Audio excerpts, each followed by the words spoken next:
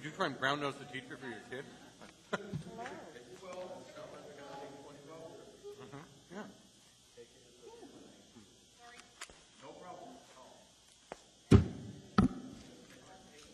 Yeah.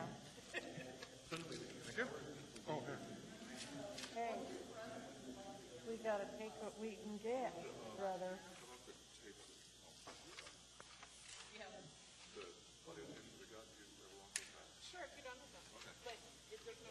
We have it very close.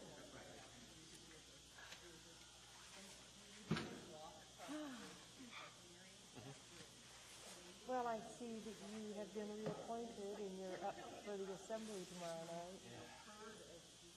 You could feel the bridge moving. Yeah, I know that. I went last year and they didn't say anything. Yeah, it was kind of like a waste of my time.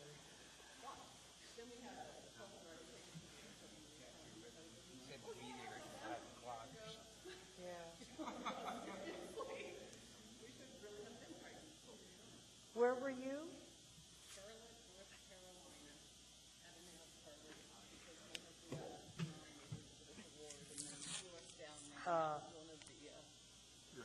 Ask our dad.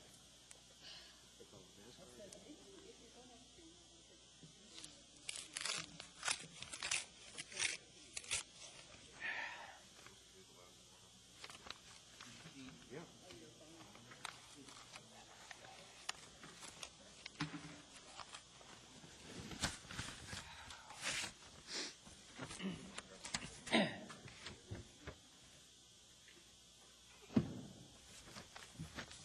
Oh, oh, oh.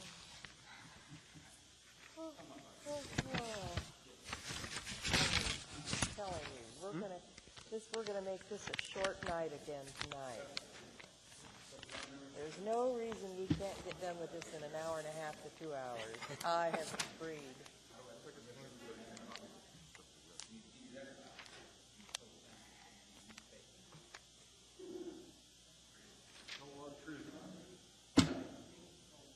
Well, you're sure gonna purge your house with a lot of paper. Yeah, my wife's looking for you. I didn't see it. I'm not resigning. I'm just not re-upping.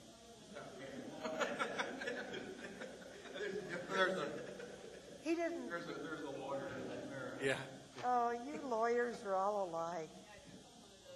It's a disease. I saw Zeke cars in the parking lot. I admired like Uh-huh. a week ago or something. He's like, yeah, we've got one case this morning. Where's the Zeke's about Ziva. Ziva? Yeah. I was like, yeah, rub it in. Huh. Rub it. Let me get this block in one evening. Yeah. Yeah. So was Andy. Andy was 1 year. 1 year? That long? Yeah. 3 months. No. Here. No, I got on just after they raised the fee. Okay. And I guess they That cuts meeting out- like cuts out twice a a lot of month riffraff. at a time. They'll live without me. Wow. I'd say in 4 years, they'll go to them like once a year. Once or twice a year would be done by. Now, did you serve with Joanna Croft? Was there any? Was she on at the Yeah, same? yeah. She's smart. Yeah. But they have a woman, remember Cindy Thomas? Pardon? Cindy Thomas? Yeah. She left me. Oh, she did. The chicken thing. Well, she was really outnumbered. I mean, men to women. She was also real, always a heart. Just a few bullets where she was almost good. Wow. Chicken lady, she was. Yeah. I think she was probably right in retrospect. Mm-hmm. And then there was, we had an ADA issue. And was Tom Van Klein still on there? Okay. Tom's still there. Tom's pretty quiet. Yeah. Till the last couple of months. Yeah.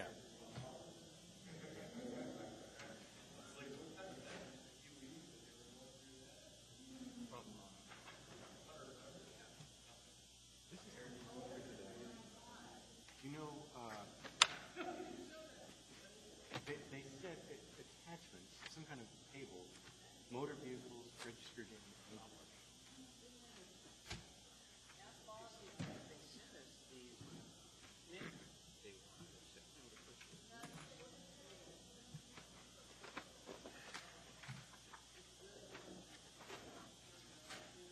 Oh, yes. Yes, it is. Okay, okay. I suspect Tom has time to get a little bit. Maybe this is done.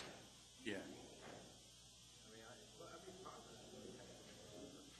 And Stevens can do the work, but he's real. Huh. I think he'll probably get a little bit this week.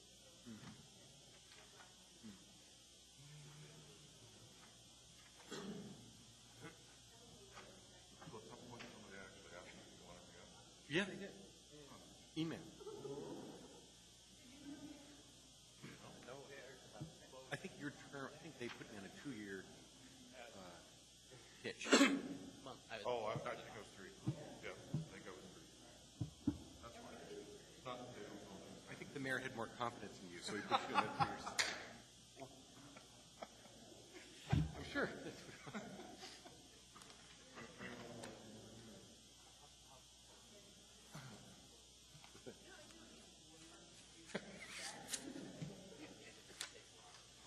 Yeah, I saw you took.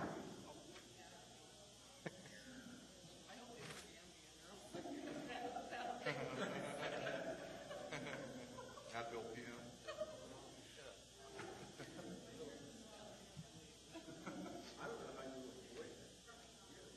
Yeah, the note of it.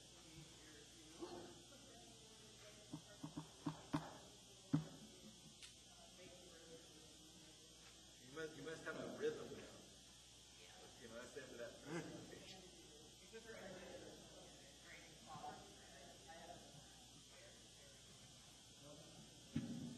You're the only one keeping me awake. These times as chairman.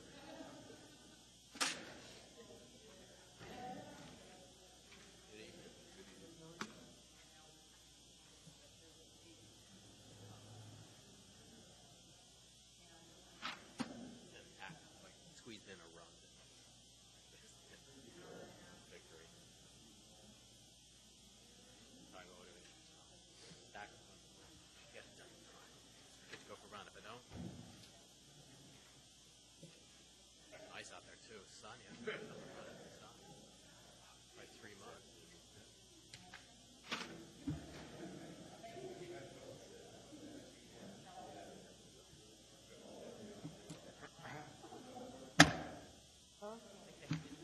That's why I told you. Barry was so Well, while we're doing the roll call, you get to think on how we're going to do it. Come up with a plan. Al's presenting. I would like to get us out of here within a couple hours, if we can. Okay. We have 1 minute. Okay, so He's- I had a, He's coming. okay, because I didn't have a yes on his name, I had a, he No. sounded affirmative. Yes, he sounded, I have talked to him, and he's coming. Okay. But I was just waiting for the clock to hit 6:30, I think. It's a good week. Okay. I keep See, I've got a whole wad of them here. too. I keep saving them. You know, do you want me to send them back in case tonight, those rubber bands? I love them. Or you're gonna use them? Oh, yeah. Do you want more? Yeah, I love them. These are all sitting here. Oh, yes. in a little pile. Oh, thank you. Okay. I will call the October 13, 2008 meeting of the Anchorage Planning and Zoning Commission to order. Would the secretary call the roll, please? Jefferson, Here? Grisham, Here. Belt, Frederick, Here. Littleton, Here. Pease, Lamb, Here. Jones, Here, Earnhardt, Here. we have a quorum. Mrs. Peasley. Yes, Miss Pease is going to be here. She just isn't here yet. Yeah. And so is Mr., okay. Mr. Isham, would you please handle disclosures? Yes. Mr. Earnhardt, do you have anything to disclose this evening? Well, I was not present for the September 15th meeting, but I have listened to the tapes and read the minutes. No other disclosures. So you're prepared to Yes. participate? Great. Ms. Pease, do you have anything to disclose this evening? Mr. Frederick? No, sir. Mr. Josephson? No, although the minutes from September 15th show me as excused, but I attended it, the meeting. Oh, And I want everyone to know that. Okay. We're not approving those minutes this evening. I think they're here just for reference, so we can correct that when they come up for approval. Ms. Jones? No disclosures. Mr. Phelps? Mr. Wang? Nothing. Mr. Weddleton? No disclosures. And I have none. Okay. The only item on our agenda this evening is under unfinished business, and it's our continuation with chapter, with Section 7 of Title 21. We have, since our last meeting, we've had 3 additional submittals. We've had we received a memo from Tom Nelson, which had to do with the hold issues being revised. Then we received another memo that was also dated October 13th, and this had to do with the parking facilities and the off-street parking and loading, and we did have the work session on that last week. And then we received a memo that was dated October 13th as well, but it didn't, we didn't receive it till this weekend, and there were copies laid on the table tonight, and this was from Tom Davis.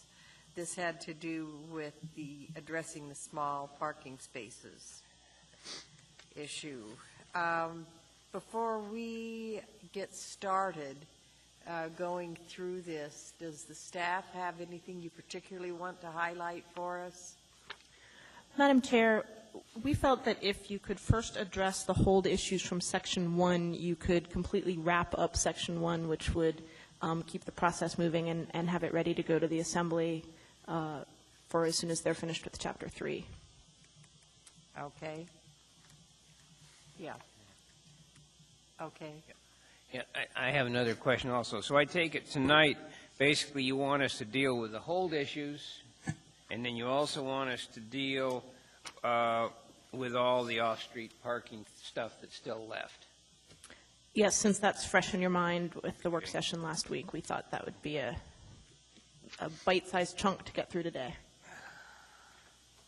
And I know that this is probably, you probably think this is somewhat of a hallucination, but it would be my hope that we could get this wrapped up within a couple of hours this evening, particularly where we had that work session last week, and we've had the information on the parking for some time, and we're familiar with the issues that have been on hold, and hopefully it can be fairly straightforward.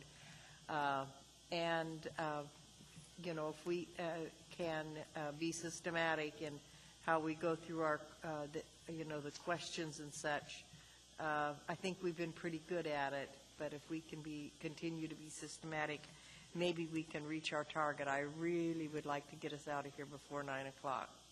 8:30 would be better. Okay. Mr. Isham, did you? I have a couple more questions.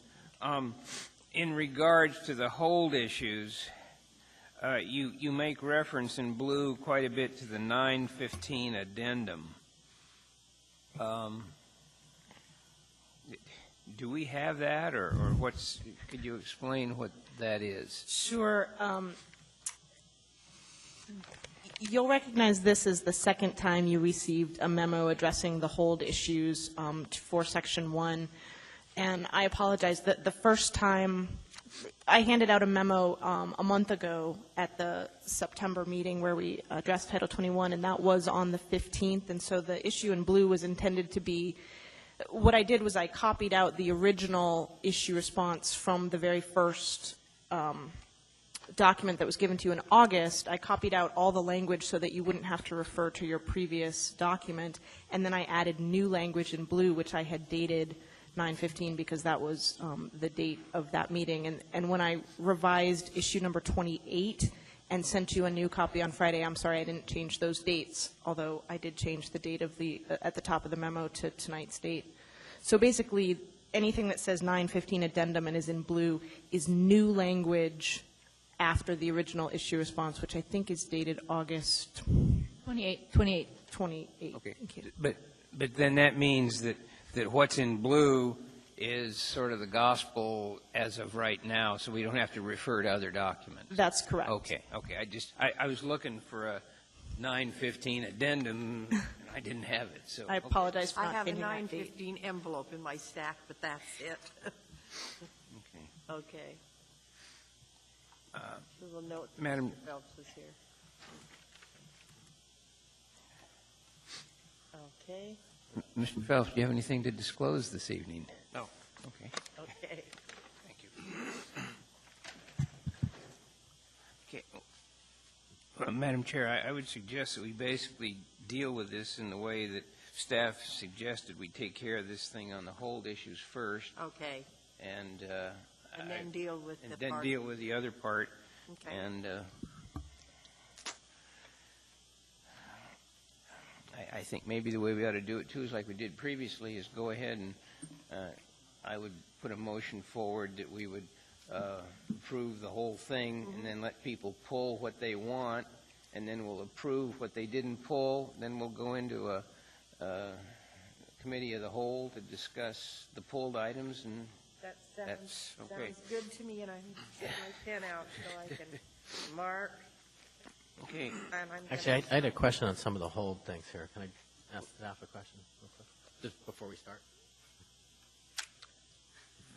Yes, you may. I have a printout. I don't know if you gave it to me or I printed it, but it's dated August 28th, and it was an issue response. And there's some things on here that say hold that aren't dealt with in what we've got more recently.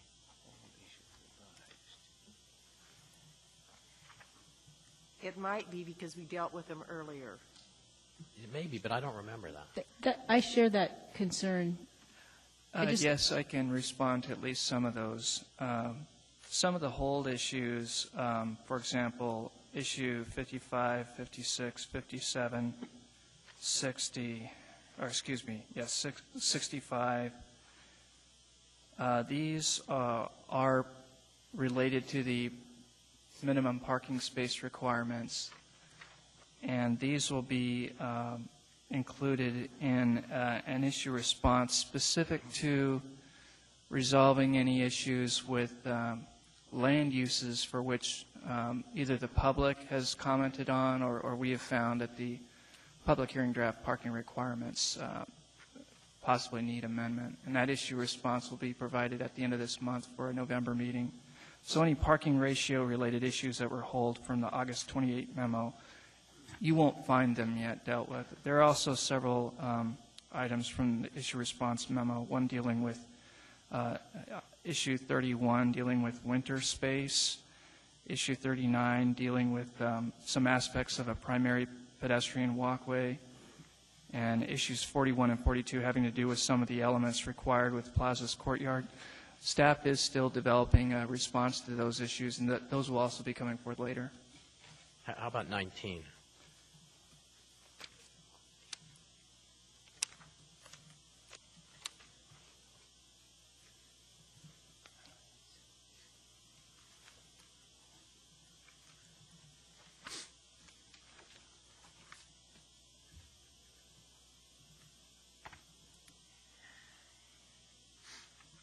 I think that would fit in with issue 31, 39, 41.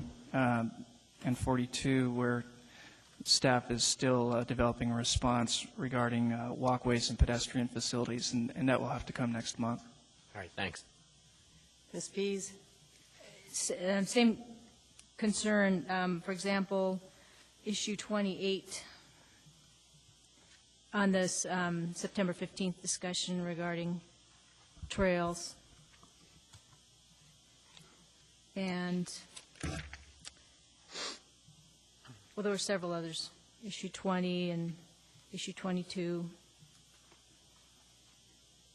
Sidewalks, remember the issue of contiguous and discontiguous sidewalks, and then there was an issue about trails. Anyway, go ahead.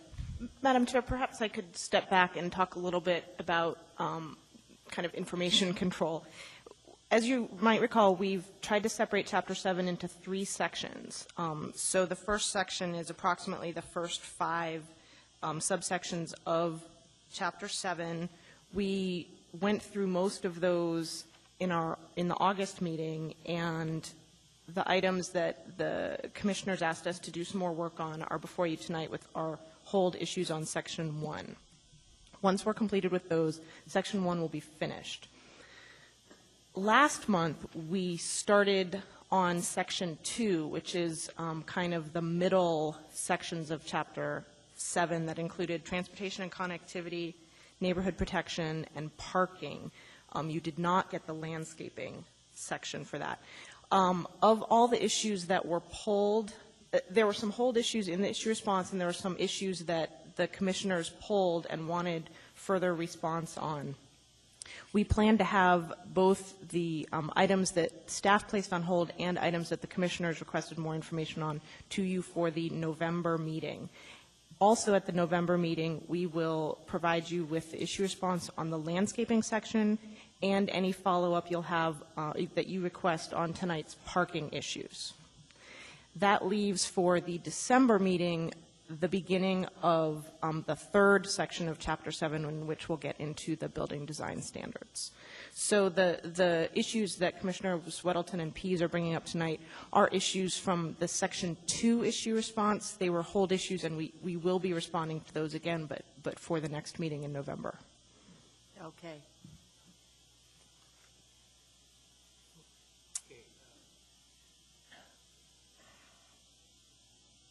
Madam Chair. Mr. Isham. I move for approval of the items listed on the memo dated October 13th, and it's titled Case Number 2007-153, and at the very end it says hold issues, and it's in yellow, and then it says revised. So we're all talking off the same sheet of music, and it starts with issue number 2. So move for approval of items 2, 15, 17, 28, 31, 32, 45, 53, 62, 64, 69, and 74. And it's I don't think I missed any. okay, and it's been seconded by Mr. Frederick. Okay, I guess now we have people pulling stuff. Yes, okay. Mr. Weddleton, I'd like to pull issues 28 and 45.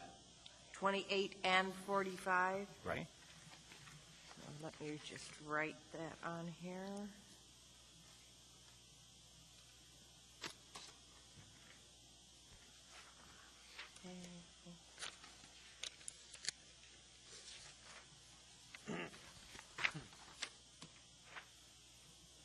Okay, Ms. Pease. Yes, I'd like to pull 32, 62, 64, and 74. Okay, just a second. Could you repeat those again, please? Yes, 32, 62? yes, 64, and 74. And I also have a concern on 28, which Mr. Weddleton already pulled. And 74.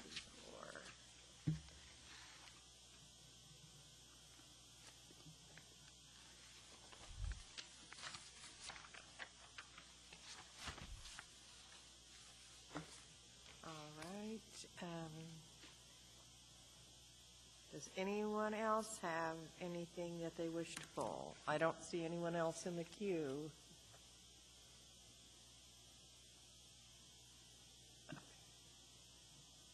Are you trying to get in the queue, Mr. Phelps? No.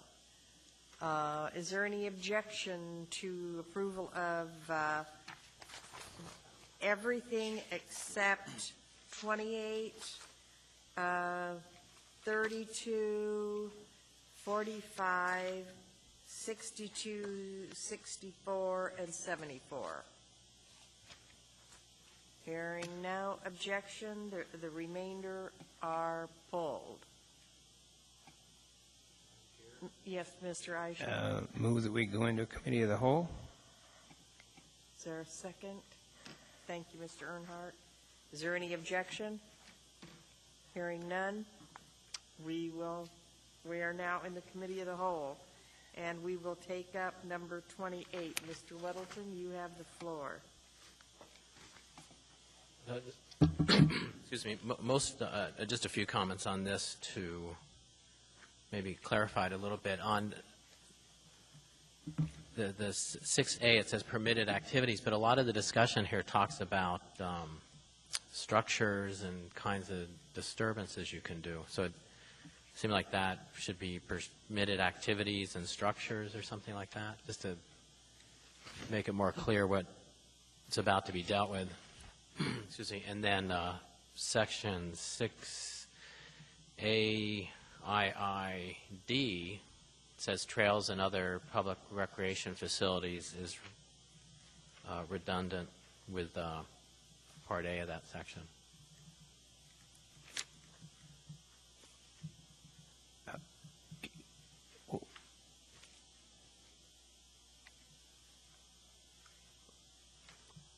Is that AII? AIID is already included in IIA. Top.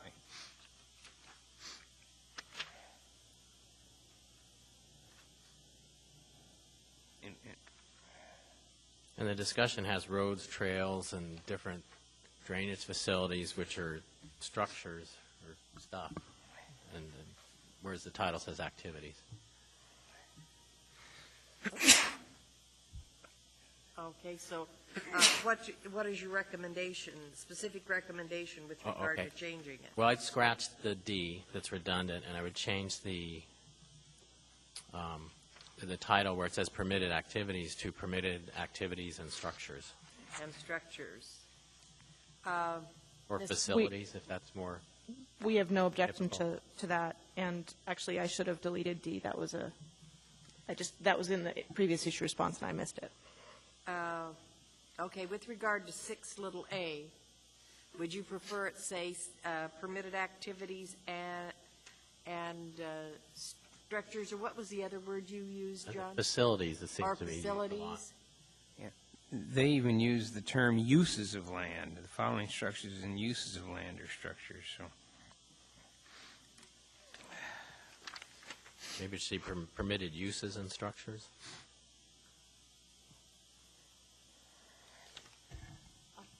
That's fine. permitted land uses.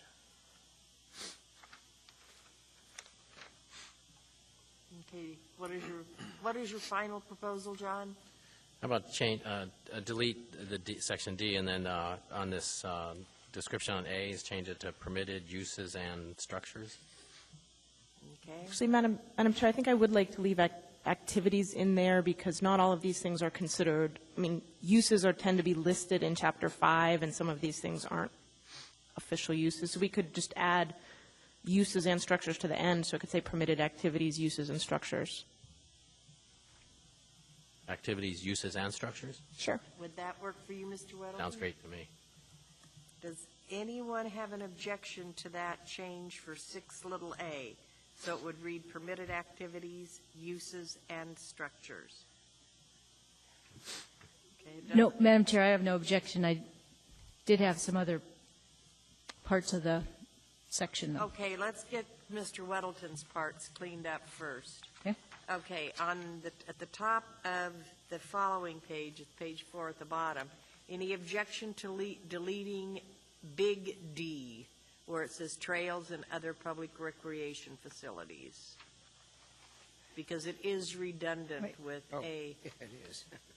on the other page. I don't hear any objection, so it is deleted. Okay, Ms. Pease, you have something further with number 28? Yes, two things. I'll do the easier one first. If you skip down on, in Erica's memo on page 4, to the section proposed for conditions, it talks about there's very technical conditions that work within a stream or stream setback must meet. And this obviously needs the judgment of somebody like watershed management. And I just wanted to ensure through Erica that that's the intended authority who will be passing judgment on these technical conditions and make sure whether, see if we need to actually reference them as the judge of this section B conditions. They would be the judge. I don't think there's a need to reference them. Stream projects, certainly they would be seeing, and they wouldn't necessarily review all setback projects, but if there was a problem, they would then be the judge to whether these conditions were or were not met. Okay, so that's fine then. I guess I don't see any need to reference them if you don't. The other concern I had, which I emailed Erica about, is that as written now, the section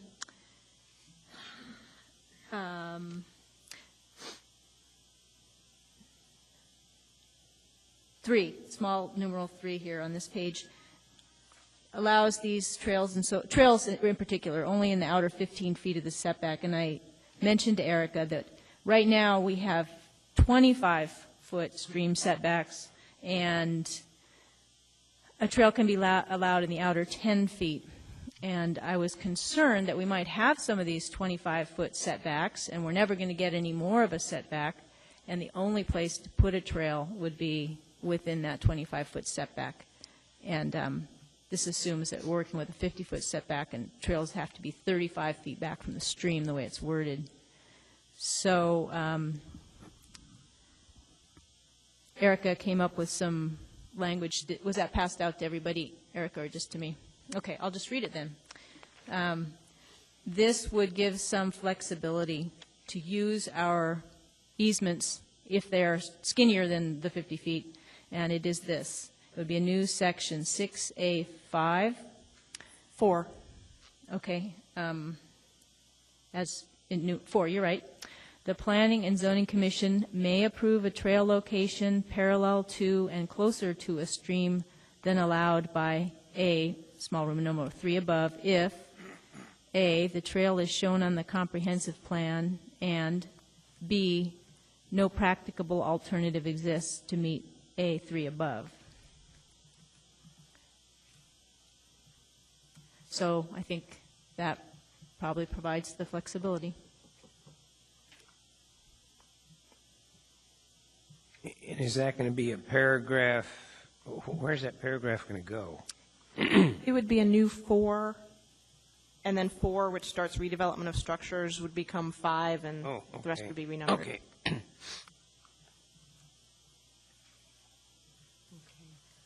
Is there any objection to that proposed change? I don't hear any. Does staff have any objection? No. Okay.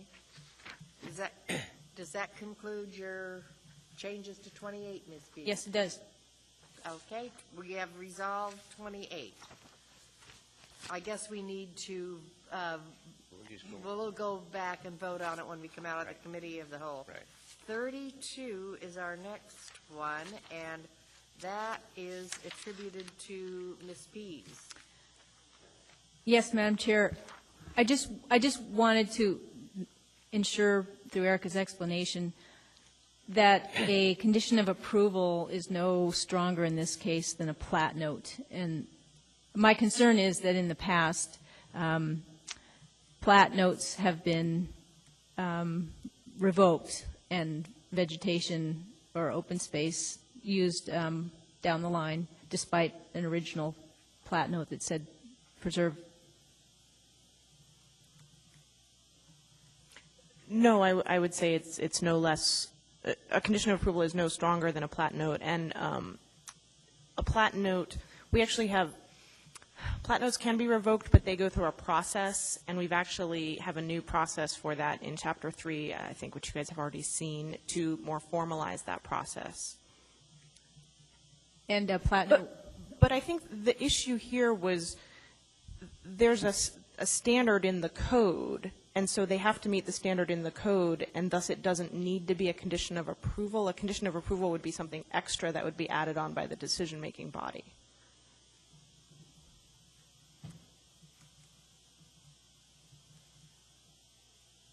Would it change to whom who would be making the decision?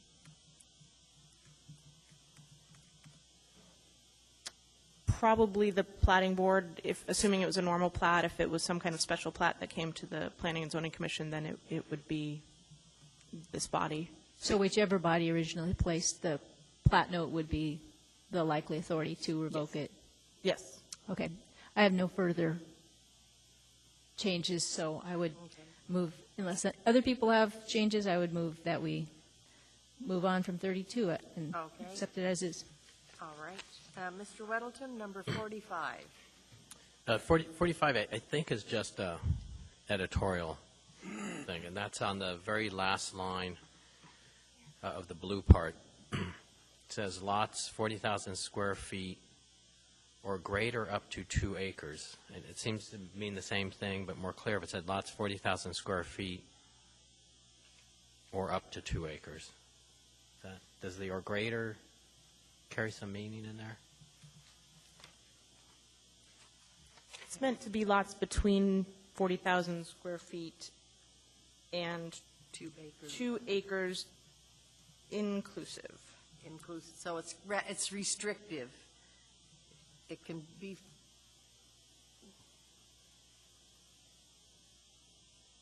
I think if you get rid of the or greater, it means the same thing. Is that right?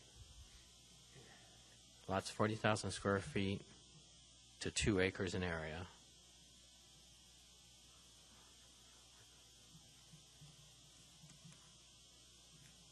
Sure.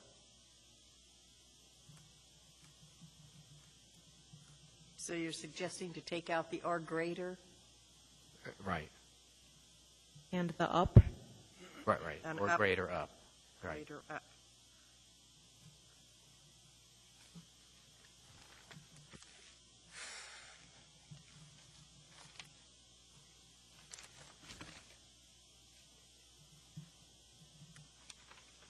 Okay, is there any objection to that? Hearing none, we will move on. And I think the next one we have is 62, Ms. Pease. Yes, and I'm going to pass down a sheet with the proposed wording. This is the wildlife section. I reread it and found that there were a number of different commenters who really wanted this section strengthened. I thought altogether there was quite a bit more proposed than this commission would consider, but I'm proposing the sort of condensed language that I've passed out, and if somebody else seconds it, we can vote on it, and if not, there you have it. The whole purpose is driven by the fact that there was a lot of testimony, written and oral, on this issue, and our comp plan does call for wildlife, incorporating wildlife and retaining it, preserving it as a feature of life in Anchorage. And this plan doesn't, I thought, go quite as far as it should, this revision.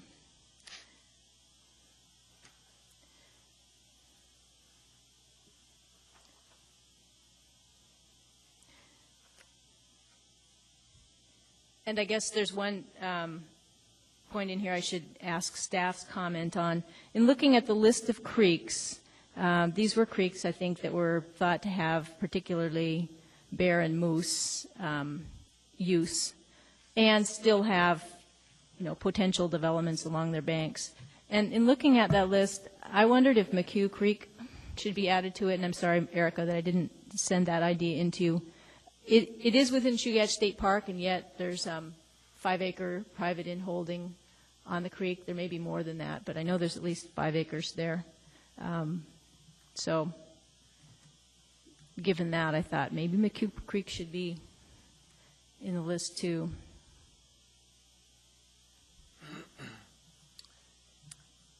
Mr. Phelps? I'm not sure how to do this procedurally, but I asked for this section of proposed code to be reviewed by ADF&G, and they did review it. They made a series of comments.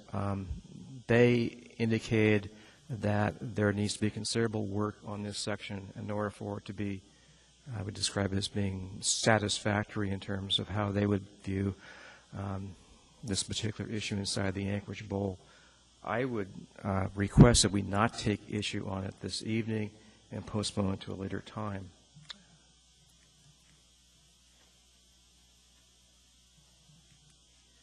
There wasn't enough time, I should explain by saying that there wasn't enough time for them to fully go through the issues. They did make a couple of recommendations, but they just did not have sufficient time to review it in detail. Mr. Isham? Are they going to give us written comments? Actually, they did provide written comments, but I don't see it available. I asked for it to be available, but I don't see it here. Okay, but they need to give us more written comments in addition to what they've already given us. Is that the case? Yeah, what they're saying is that there are pretty critical deficiencies with this right now, and they see a need to, I would say, materially change sections of this.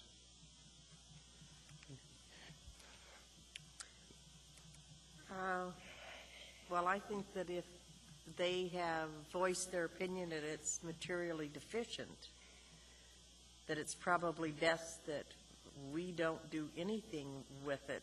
We certainly probably shouldn't be making sausage with it and trying to enhance it ourselves. Madam Chair? Yes. To your right. I'm wondering if Mr. Phelps could give us a primer on his understanding of the jurisdictional question. Does he see DNR as advisory or something more? That would help me know whether the body should act tonight, I guess. Well, I think in terms of jurisdictional, the ADF&G has authority for the fish and wildlife, so they make decisions based upon, it's called allocation decisions. They make decisions regarding hunting, fishing. They do not make decisions on habitat. That's actually a DNR responsibility. They do not have local police power authority. That is, they don't have the zoning authority and the like. And so the type of things we're talking about here in terms of land uses are not inside their jurisdiction. They are the jurisdiction of the municipality of Anchorage. What they have said to me is that this issue is of great interest and concern to them, given what's happened in the last year, and they would like to further work on this. They just haven't had enough time. And there was an article just recently in the paper about a lot of the habitat restoration, like on the streams with Campbell Creek, and if that turns out to be as successful as they think it might be, it may actually create a greater hazard for the humans with attracting bears. And so we have sometimes competing wildlife interests within the community. They did say that if you have to go ahead, if the commission has to go ahead this evening, they would recommend that not just residential uses be affected by but all uses be affected, and the section on guidelines just drop it out because it's not particularly useful. Ms. Pease. Madam Chair, I would like to put this on hold, I guess, because we're getting this feedback from Mr. Phelps. It's probably important feedback, but it didn't come through staff. I wouldn't have spent any time working on it if I thought Fish and Game hadn't finished looking at the issue. But I think we should try to get it right. And but I hate to put it on hold, not, I mean, Erica, could you comment on whether you've tried to get this from them and they are never going to produce it, or what is the situation? Mr. Phelps passed on an email from Fish and Game several weeks ago, and it slipped through the cracks. I didn't bring it tonight, so I apologize to Mr. Phelps, and I could have that for you for next meeting, or before next meeting. Then I guess I would rather wait, put it on hold, and see if that changes our desire to do something more than what's in But this I'd draft. like to retain in our record this proposal by Ms. Pease, so I would not just like it to drop off the face of the earth. There are some ideas in here that we may want to embrace.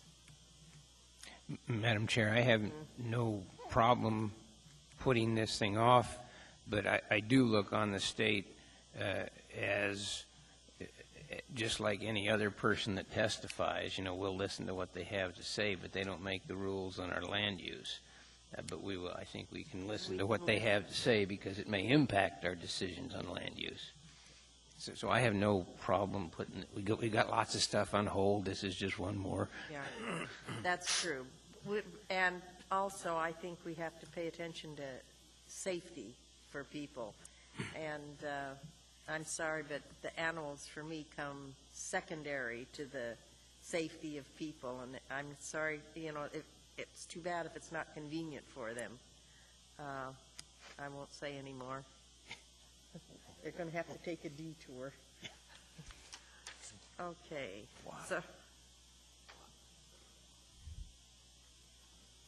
I like them. I let them sleep in my yard until they start biting me. Right, so I want to make clear, will this be passed on to the Department of Fish and Game then? If they haven't finished their comments, it would be nice if they saw this. It would be nice if they saw this and they could react to this. I can do that. Okay, thank you, Mr. Phelps. Okay, we're at issue number 64 on private open space. Ms. Pease. Yes, Madam Chair. I understand that open space needs to have another forum. I'm disappointed that it can't be handled in this revision, and it will have to be revisited. But in looking at page 10 of 12 of Erica's memo, sort of in preparing for or in deferring this issue to be revisited later, I wanted to suggest that the Commission might want to take exception to the findings a little bit here on this staff response, and in particular, findings 2 and 3 imply that an open space requirement would require a public park, in some cases minuscule, in every subdivision that came along, and they wouldn't be fundable or they wouldn't be appropriate. And that's not the way it has to work. Other jurisdictions have fees in lieu of when it doesn't make sense to put a park in a certain location. So the idea of opening this discussion with, we don't want everyone to contribute because we don't want little postage stamp parks, I don't think that's the framework of which you would start. So, and then I guess also section 4, the concept that the upper hillside doesn't need public recreation land. I think that's something that the Hillside District Plan's probably looking at. There may be neighborhood plans. And as infill and rezoning occur, the upper hillside might need green belts or connectivity to the park system. So that was all. Just understand that this will be revisited, but wanted to suggest that the Commission doesn't have to go along with some of these findings. Yeah, and in those areas where the density is lower, you still have a need for space for group recreation. You're not going to be doing that in yards. Right.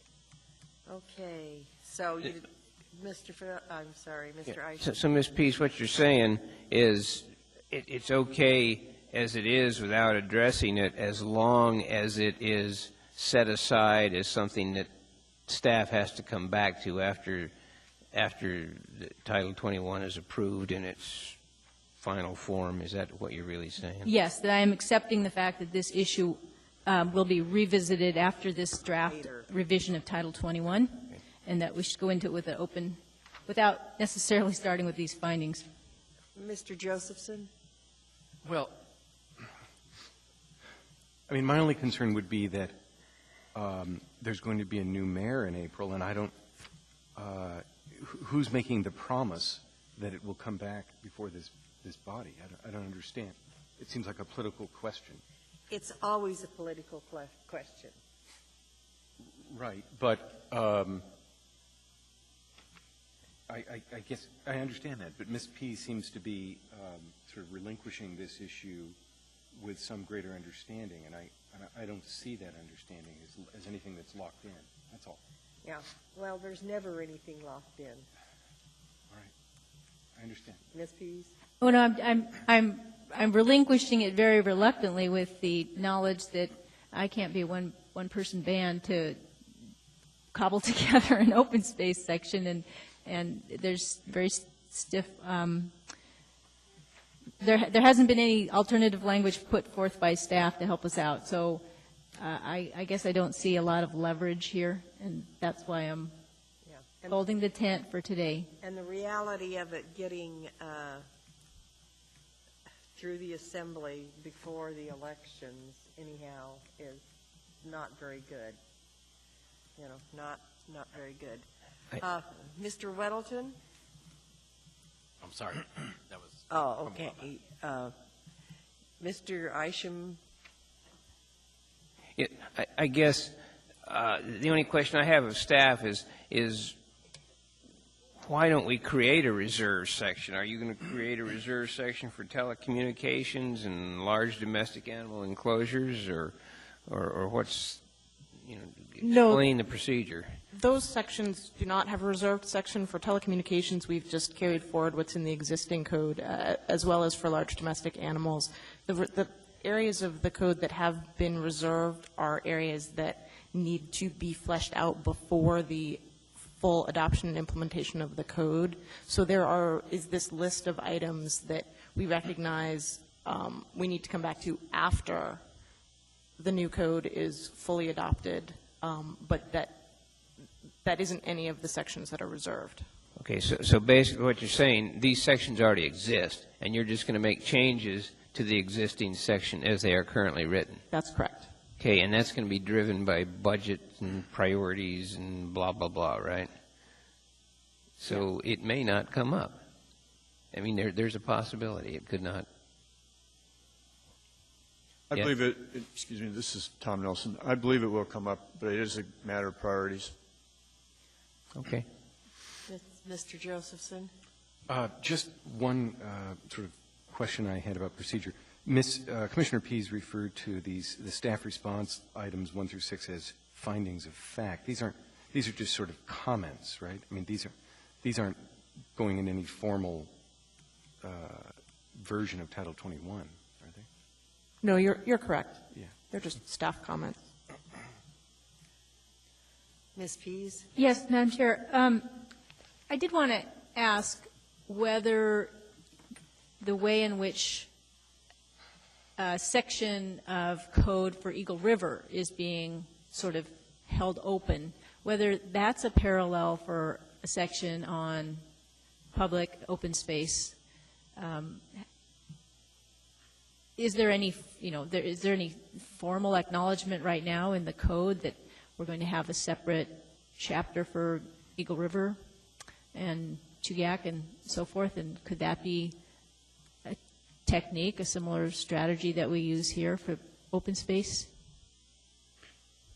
In response to your question, we've placed a reservation in the new Title 21 based on a resolution that was passed by the Assembly where they formally acknowledged and recognized that Eagle River could have their own separate chapter that contains their own specific either use districts and or design guidelines, much like Girdwood. And that was based on the idea that there would be an effort made by an organization in Girdwood's consortium of community councils in Chugach Eagle River which has contracted for consultant services to basically create that separate chapter. So that has a little bit different status than some of these outstanding issues. We recognized that this has been an issue through the entire process of Title 21 rewrite.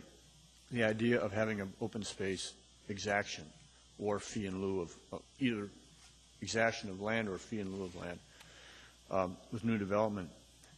But we've also recognized, the more we've looked into this, the more we recognize that there are circumstances that we have to take into consideration to make sure that it's legally sound and financially feasible. And that involves more disciplines than just planning.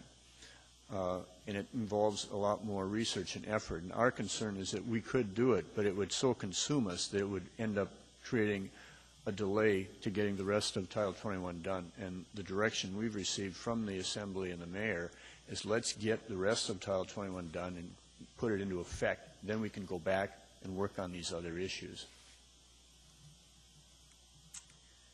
Okay. It sounds like this one's is going to be set aside and held over, so let's move on to the last one, which is number 74, Ms. Pease.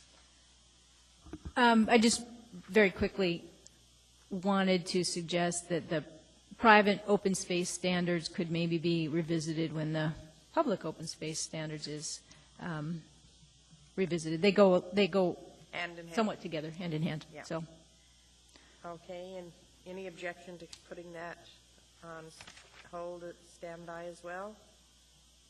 And I don't hear. Ms. Pease, are you just saying that it would be treated as the same way, add private open space to the list to be addressed without, you mean same Yes. type of thing? Okay. Okay. So now we need to come out of the committee of the whole. So moved. Is there a second? Second. Thank you. Any objection? Hearing none, we're out of the committee of the whole. Madam Chair, move for the approval of items 28, 45, 32, 62, 64, and 74, as discussed while we were in the committee of the whole. Okay, and that was seconded by Mr. Earnhardt. Is there any objection to that motion or any further discussion?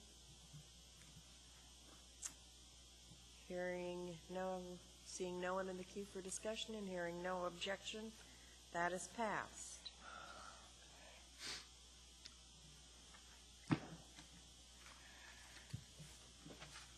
So we have finished that item. And now we are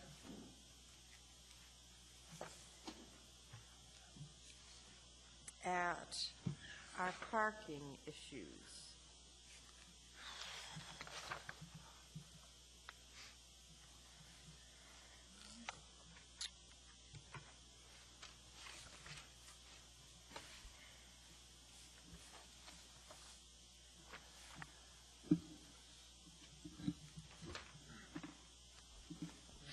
Okay. Madam Chair. Yes, Mr. Iden. Okay. Move for approval of the items listed on the memorandum numbered E1, dated October 13th, entitled Case 2007-153, issue response for subsection bicycle parking facilities and off-street parking and loading. And it starts with issue 4871, and it's about 35 pages long. And I'll go through and list each one individually by number on what I move for approval, and then we'll do the same. There's a 15 on bicycle up at the top of the page. this, on the top of page 3 in mine. Right, but Okay, on page 2, Right. but I'll go through okay. and list them.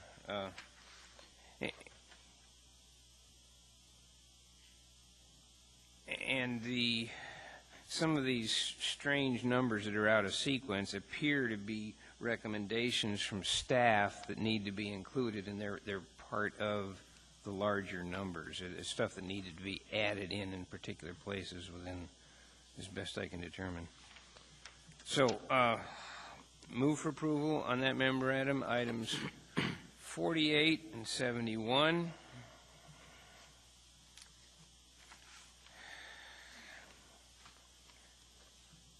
66, 70, 75, 76, 77, 78, 79, 80, 81, 82. So if you want to pull something, is this the time? No. Pull after I make the motion. 83, 84, 85, 86, 87, 88, 89, 90, 91, 92, 93, 94, 95, 96, 97, 98, 99, and there's missing a 100, so it's 101, 2, 3, and then the technical edits and clarifications starting on page 29 and finishing on page 35. Okay, and that has been seconded by Mr. Earnhardt. Now, if people have things, Mr. To pull, and Mr. Phelps, I'm going to recognize you. You're not in the queue. Did you try to get in the queue? I can't even get into it. Okay. Well, since you spoke out verbally, Mr. Phelps has had constant trouble not being able to get in the queue, and we have to remedy that. Okay, Mr. Phelps, what items would you like to pull? Just one item, 79. And what page does that show up on? That's page 11. Okay.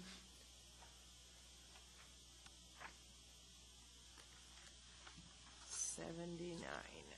All right.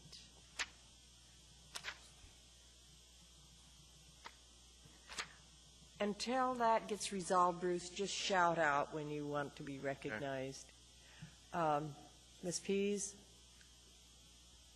Yes, number 48 on page 3, number 82 on page 13, and I don't have all the other page numbers, but Okay, it 80 was 82, I'm sorry. 48, Uh-huh, 82, 82. 86, 94, and 96. And then I had one unnumbered item on page 86. So this is the one you have to have. Okay. Which one is that? Yeah. Okay, John. I'd just like to add 87 to that, and there's a couple that Commissioner Pease mentioned I have comments on. Okay. Anyone else? The current case essential. Is that what that means? All right. We will get started. Oh, is there any objection to approval of the remainder of the items? Hearing, oh, Mr. Phelps, you're in the queue. It's just you? Actually, it's a question of staff here.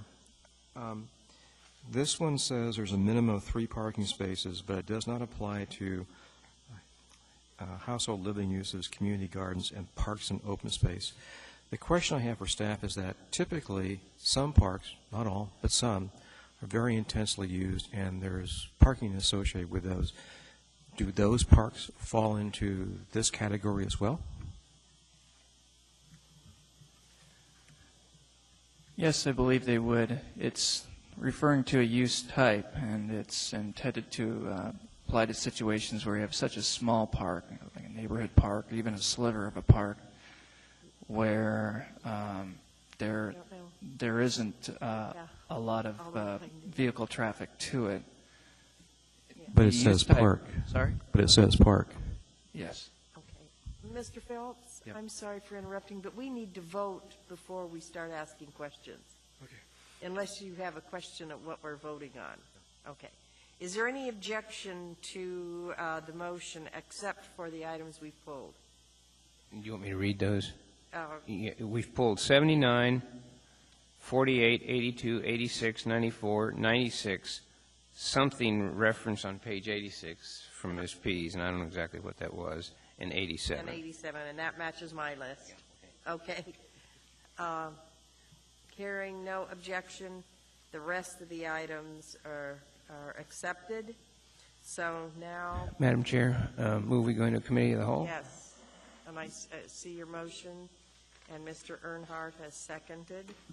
So now we're in the committee of the whole, and I'm going to recognize Ms. Pease for number 48.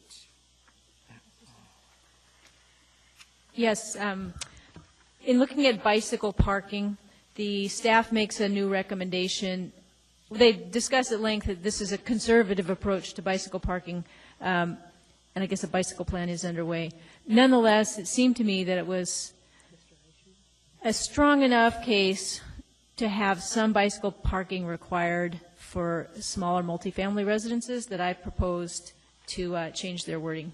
And what I would like to do is, looking at their staff recommendation on page 5 of Erica's packet, take out the multifamily from that particular requirement so that this requirement that they've come up with is for non-residential and mixed-use dwelling developments.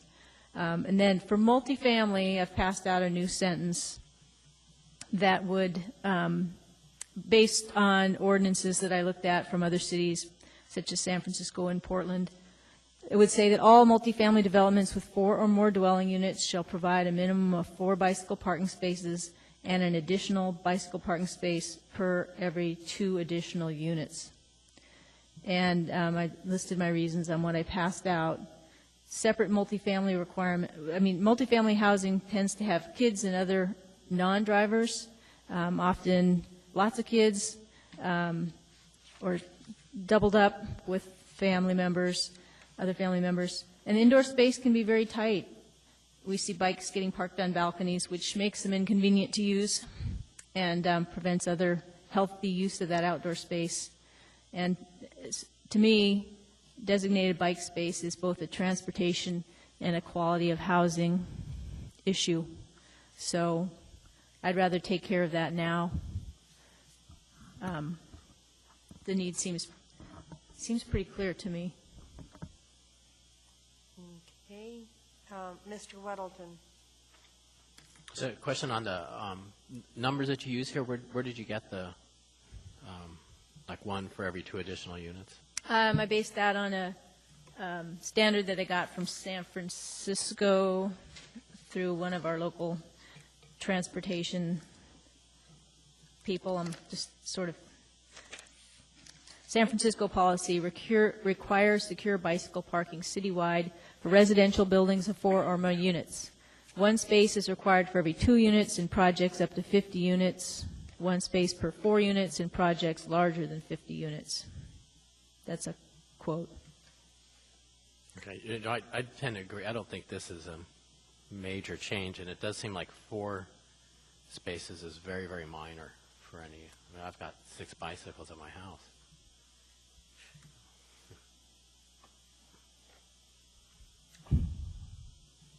Mr. Isham, and then I see Mr. Phelps next.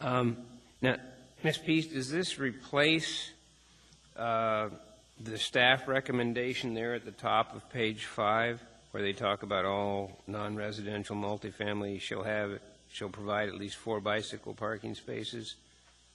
Or does that add to that, or what? Through the chair, I would leave that in, but delete the word multifamily, so that it reads, so that their standard still applies to non-residential. Okay, so all non-residential and mixed-use dwelling developments with 40 or more must have four spaces and are equal to 3% of the number required. Yes. Okay, so But if that only applies to non-residential and mixed use. Right, And then this multifamily thing is added to the end of that sentence. correct. Okay. So there's this And now I understand. more liberal standard for multifamily residential housing, Okay, thank you. Okay. more generous standard. Mr. Phelps? Well, I guess I have a concern because this looks like a fairly significant change to me. I'm concerned that we're dealing with something that we haven't had a lot of research on. The fact that it was done a particular way in San Francisco, and that's really a very different community. I would actually like to ask staff the question of what is their feeling on this particular requirement.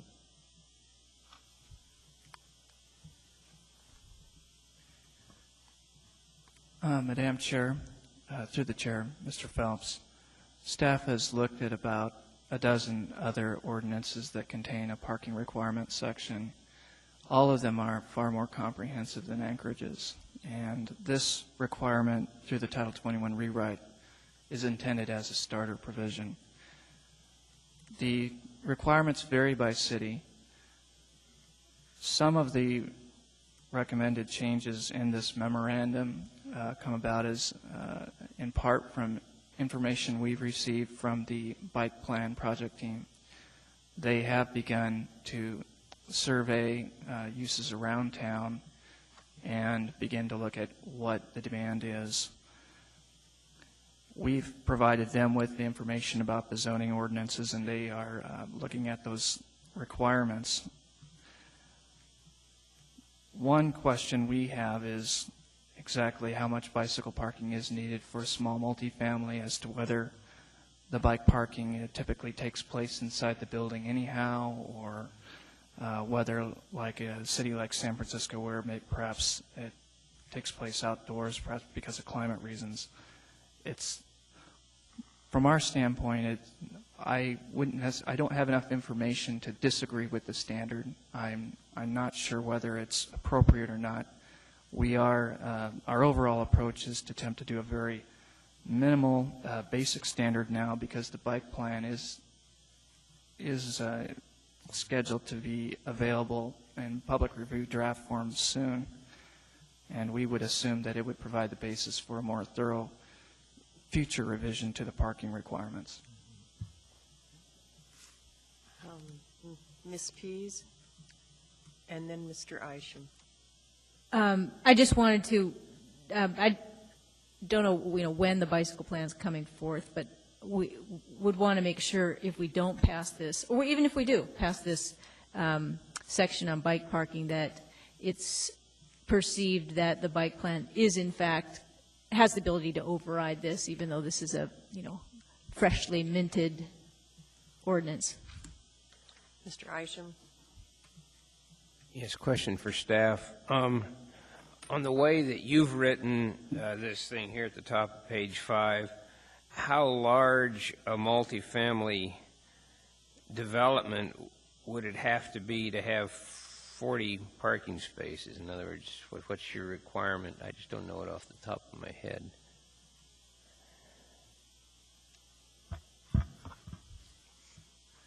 Well,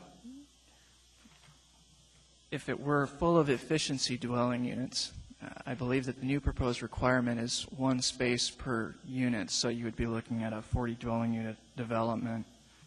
If it were full of 2 bedrooms, basically the requirement is 1.6 spaces per unit. So running the math. Okay, so it could vary from 40 down to 20 approximately, depending on the number of bedrooms. Right. If it were 3-bedroom, it would run around 20 dwelling units. And so what you're saying here is the most you're going to require for 41 bedroom apartments is 4 bicycle racks, or 4 slots for a bicycle.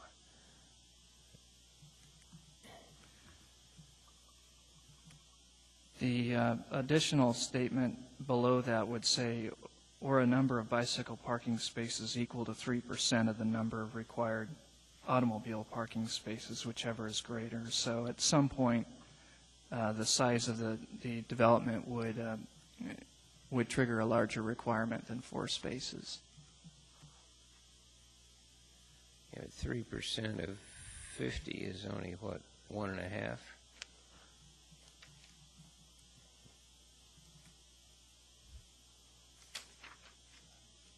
Seems to me that there may be a need for a few more spaces than that. I don't know if it's as much as Ms. Pease I is think suggesting. we're going to take about 2 more comments, and then we're going to decide up or down on this one and move on. Mr. Wang. I'm just sort of thinking about this. Anecdotally, my sense is that the parking problem for bicycles isn't at the residence end so much as the destination end. My sense is that bicycles that are left out year-round permanently at the residence end tend to be subject to vandalism, and that's why people don't do it as opposed to the lack of parking spaces. So, I'm not sure that having residences with bike racks is really the answer, because I wouldn't leave my bike out even if there were a space for fear of it being stolen or damaged. So I just wonder if this is the right area of focus. Ms. Pease, this is it. The last word. There's bike traffic to and from residences. It's not always the inhabitants. People do value a place to leave their bike temporarily, or you're riding it during the day and you dash in for whatever. So especially if we're talking about efficiencies, 40 efficiencies, it's hard to store a bike. So I don't think it's that onerous. I've said my piece. Okay. Do you want to put this in the form of I guess we're in the committee of the whole, so is there objection to this? Yes. There's objection to this. So we need to keep this out then until we get out of the committee of the whole and take it up then. And this is issue 48.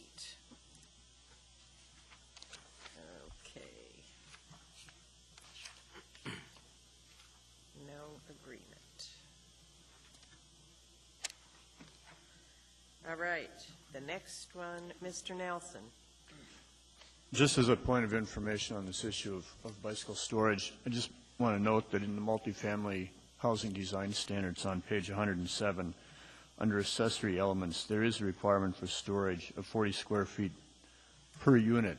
And it's intended to basically allow for units to be able to have storage space for bicycles and other equipment they might have.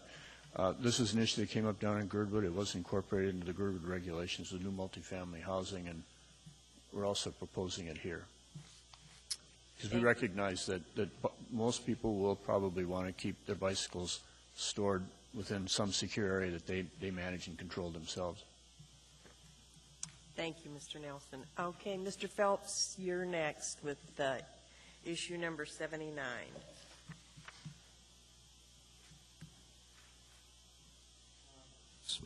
The issue really is over the word park, and my understanding is that some parks have a very high parking requirement, in fact, simply to reflect the intensity of use. I mean, there are times where I've seen a park area have over 100, not 100, but less than 25 cars in an open space, and it seems like there is a need for graduated parking inside some of these parks that are intended for higher intensity. I can see this where you're talking about, passive type parks, especially neighborhood parks. But even in my area, in the West Anchorage area, where there is a park, it is used extensively for soccer and baseball, and at times there's 40 cars parked there, and they have it designed for like about 20, as I recall. So it seems like there ought to be a provision for higher intensity parks that are dealt with differently than lower intensity. There are comments from staff? In the public hearing draft on page 68, you'll find in the parking requirements table the proposed parking requirement for parks. It's, if you look down in the far left column, it's the third row down. You'll find park and open space. You'll see a use type called community garden, and then you'll find park and open space. For most types of parks, rather than state a standard requirement, there's a reference. For play fields, the recommendation is that there be provided a minimum of 30 parking spaces per sports field. So if you have 3 soccer fields, you would be required to have 90 parking spaces. For the remainder of the parks, the provision referenced 21.07.090 D3. It appears on page 73, and many of the use types in the table refer to this, and it is the standard provision that we use basically when the use type has such varying characteristics from one establishment or one site to another, where the circumstances are such that it's difficult to establish a basic standard. We have developed, with the help of the Traffic Engineering Department, a standard provision which basically sets up the process by which the applicant negotiates with the traffic engineer through the use of parking studies and other information what will be the most appropriate parking requirement in that case. So the overall approach to parks is to make it a flexible approach between, say, the Parks Department, the Traffic Engineering Department, as to what the requirement will be. However, in the case of sports fields, we do feel like we have enough information, both locally and from national sources, to provide a basic minimum standard. The issue number 79 is basically surrounding a requirement of a minimum requirement of 3 spaces for each and every use. It's not establishing the parking requirement for use types like parks or anything. Basically, it's stating that where the use has such a small gross floor area that, according to the parking requirements table, it wouldn't be required to have any parking spaces. The food and beverage kiosk is a key example. That we are kicking in a minimum of 3 spaces for most any use type. Meanwhile, however, parks is exempted from that minimum of 3 spaces. Parks basically would be kicked over to that provision on page 73 of the public hearing draft, where it sets up a process by which the Traffic Engineering Department would, with the applicant, determine the right number of parking spaces. Unfortunately, I don't have the information that you're reading in front of me, but I think what I heard is that there is a process that we have inside the code, or the proposed code, where essentially the parking associated with the park is determined by the traffic engineer through the review of the land use. Is that correct? Yes, it's on page 73 of the public hearing draft, and it basically,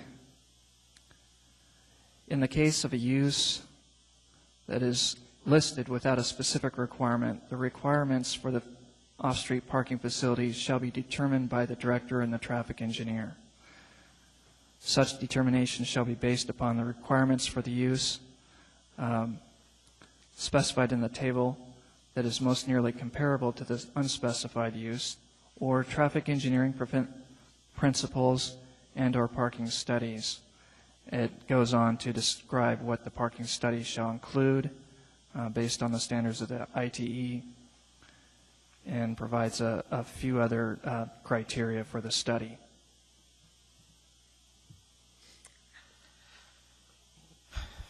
Okay.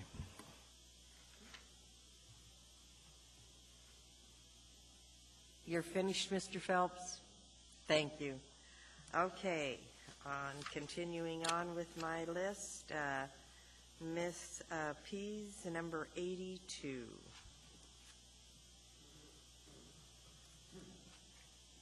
And I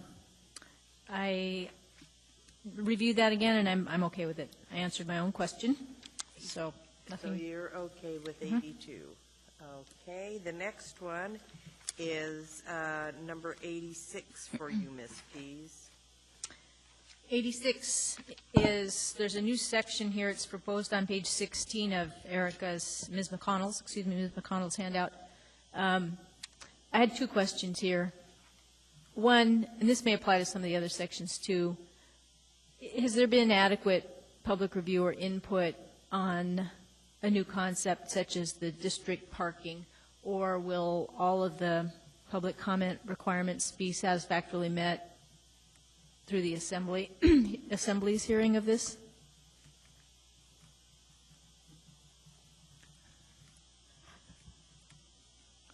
I don't know whether to call this a new issue or a resurrected issue. There is a provision, I believe, for district parking in the current code. It's not stated in the same way, and it's, I don't find it as easy to read, but I can locate it in the code. The provision appeared through I believe, the public hearing, the public review draft number 2 of the Title 21 rewrite. I believe it occurred, yes, it appeared through all the drafts until that draft. I don't recall any public comment regarding it. Staff removed it from the public hearing draft in 2007. The reason, two reasons. One, we found it difficult to read, and secondly, we didn't believe it would apply anywhere. We didn't believe that district parking would occur within the time frame of the Title 21 rewrite. Well, in the past year, the Spenard Road reconstruction project has raised the possibility that there will be public parking facilities created as part of that road reconstruction that are intended to serve the establishments along the north end of Spenard Road. And so we realized that we may have gotten our timing wrong and that we needed to go ahead and return some district parking requirement into the code to provide a framework to at least provide the traffic engineer with the flexibility to allow uses along that corridor to receive parking reductions through the district parking that may be provided. For example, there are uses along that road corridor that were developed a long time ago before the current parking requirements were established, and that would find great use in the use of these district parking facilities. Actually, Bob Kniefel could probably provide you some more specifics as to how that might work.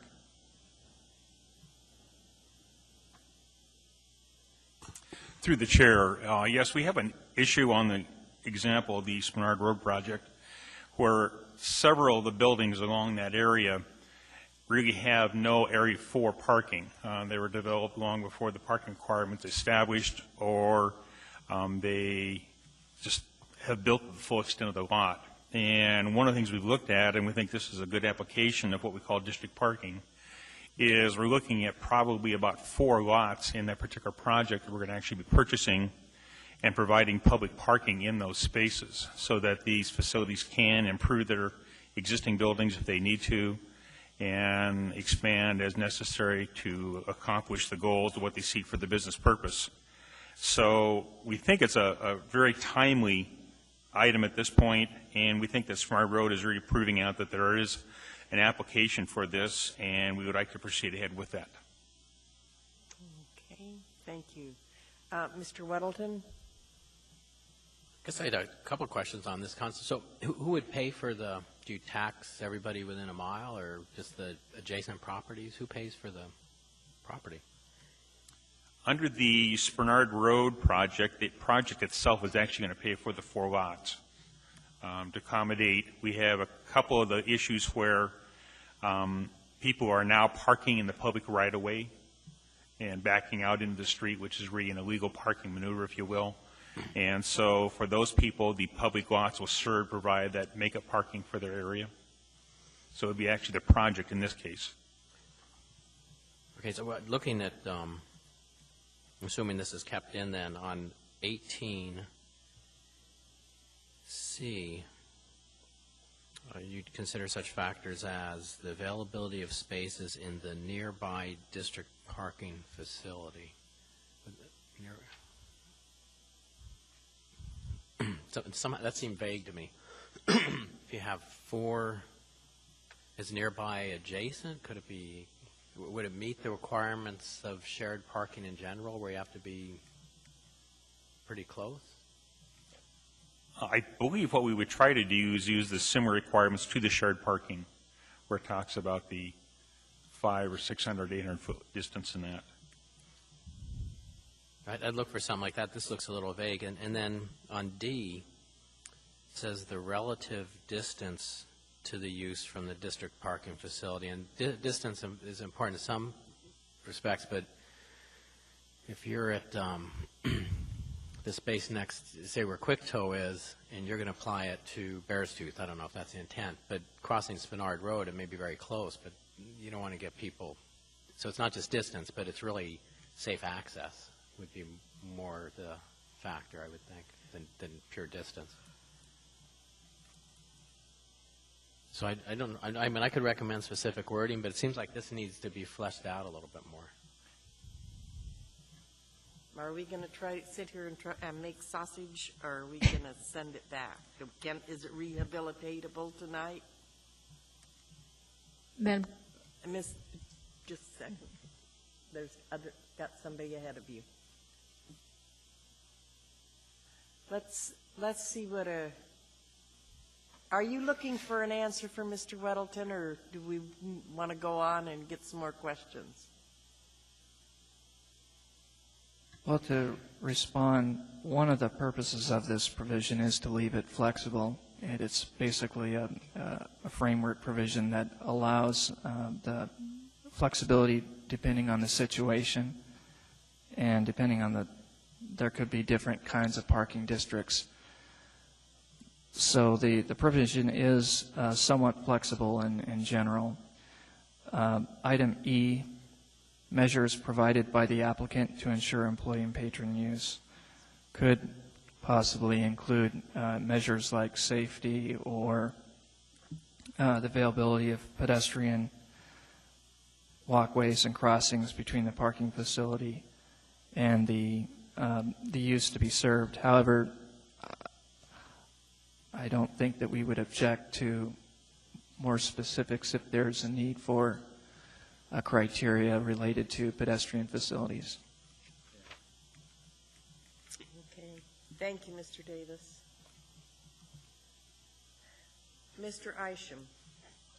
Just a couple of comments. Number one, I think even though this may not have been reviewed by anybody prior to it going forward, the fact that there is a public hearing in front of the Assembly, I think, takes care of the public hearing requirements because people have that opportunity to discuss it at that time. And I have a question for staff. When you talk about district parking and reducing the minimum number of required off-street parking places, I assume that this district parking has to already exist and not be a future plan when you grant this waiver of having less parking spaces for a business or whatever's going in? It has to be existing district parking rather than future sometime maybe district parking? Yes, that's correct. Okay, so it is existing. If it's there, then you make the call as to whether people are close enough to it and it's safe access and all of this kind of stuff. Okay. Mr. Earnhardt. I would just like to emphasize I agree with allowing the flexibility for staff to add more requirements. I think, you know, it might save some potential problems, but also ties our hands. And this is exactly the type of thing we need to have the flexibility to make common sense out of Spenard and downtown and other similar areas. Okay. Thank you. Ms. Pease? To follow up on Mr. Weddleton's comment, I was going to propose that the pedestrian connectivity be similar to the 16E, I think it is, page 79. I understand that it's a new concept, but I would like to give some intent that the connectivity, safe pedestrian connectivity needs to be there. So I'm looking at page 79, lines 12 through 21, items D and E, which talk about distance to parking spaces and clear and safe pedestrian walkways. I guess that would also include F, which talks about crossings. So lines 12 through 2 on the next page. Would there be any objection to adding that? Madam Chair, Yes, Mr. I see you in the queue. I think I might object. It might be getting too specific. The only thing I was going to propose as a possible alternative would be to add in subsection E, just the language to ensure safe and convenient employee and patron use of the district parking facility, which would emphasize that safety and convenience are factors that the parking engineer should look at, but still allowing flexibility. Would that be satisfactory with you, Ms. Pease? I'm kind of looking to see if other people are happy with that. Madam Chair, I think we're about ready to move on. Mr. Nelson? Mr. Davis is trying to get your attention. He has. Oh, well, I didn't see him in the queue, so I apologize. I'm having technical problems today. Okay. Mr. Davis? One alternative would be to, we would suggest under item D to add the phrase, and ease and safety of pedestrian access. The relative distance to the use from the district parking facility and ease and safety of pedestrian access. And that could be included in the criteria to be considered by the traffic engineer. Ms. Pease, would that be acceptable to you? That would. Mr. Wang, would that be acceptable to you? Ease is pretty different from convenience, but that's acceptable. Is it acceptable with everybody else? Oh, I'm so grateful. Now, are we done with 86? Mr. Weddleton, just a minute, I'm looking at my list. Mr. Weddleton, you have number 87, and I know this is going to be a quick one. What is, let's see, 87? Quick. This,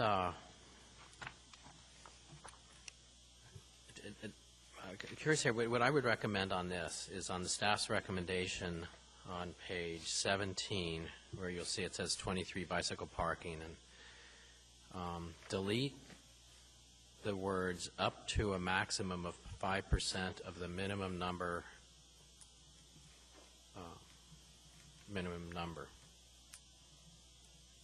of. And I don't understand the need to put a limit. You know, if there's some facility happens to attract a lot of bicycles and needs a place to put them, if they're not allowed to use car parking spaces, then the bikes pile up on the sidewalk and it blocks the sidewalk. And if you get a lot of bicycles, it seems like you wouldn't need as many car spots. So this just allows someone with a parking requirement to use some of those car spots to safely store some bicycles. And it seems like in the staff comments that there's a fear that it would be abused some way, but I don't see there's I mean, it doesn't decrease the expense to a developer in that they won't have to make the same number of asphalt-covered area. And to use any car spot for a bicycle, they'd have to put out some kind of barrier, which could be fairly easy to do, but there's a slight expense. So it's not, I don't see where this would be open to abuse. It just makes it a whole lot easier for someone to accommodate what could potentially, for some uses, be a huge number of bicycles. And I look at REI. I mean, they get a lot of bicycles there, and they're just stacked up on the sidewalk. And if they could use a couple car spots, it would be a lot tidier for everyone.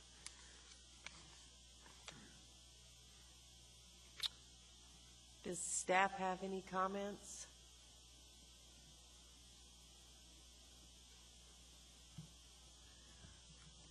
Staff would not object to the change. Okay, is there any objection by commissioners?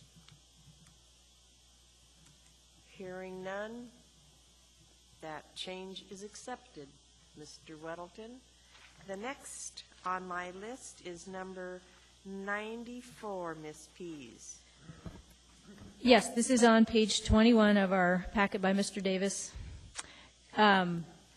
This talks about whether parking and maneuvering can take place in the right-of-way or roadway. And on that small Roman numeral 3, my concern is that with townhouses being allowed to have their drivers maneuver in the street, would this apply to townhouse developments of unlimited size? So could you get a townhouse development that had 15 townhouses in a row, all of whom back out of their driveway and then out into the street to maneuver at pretty close intervals?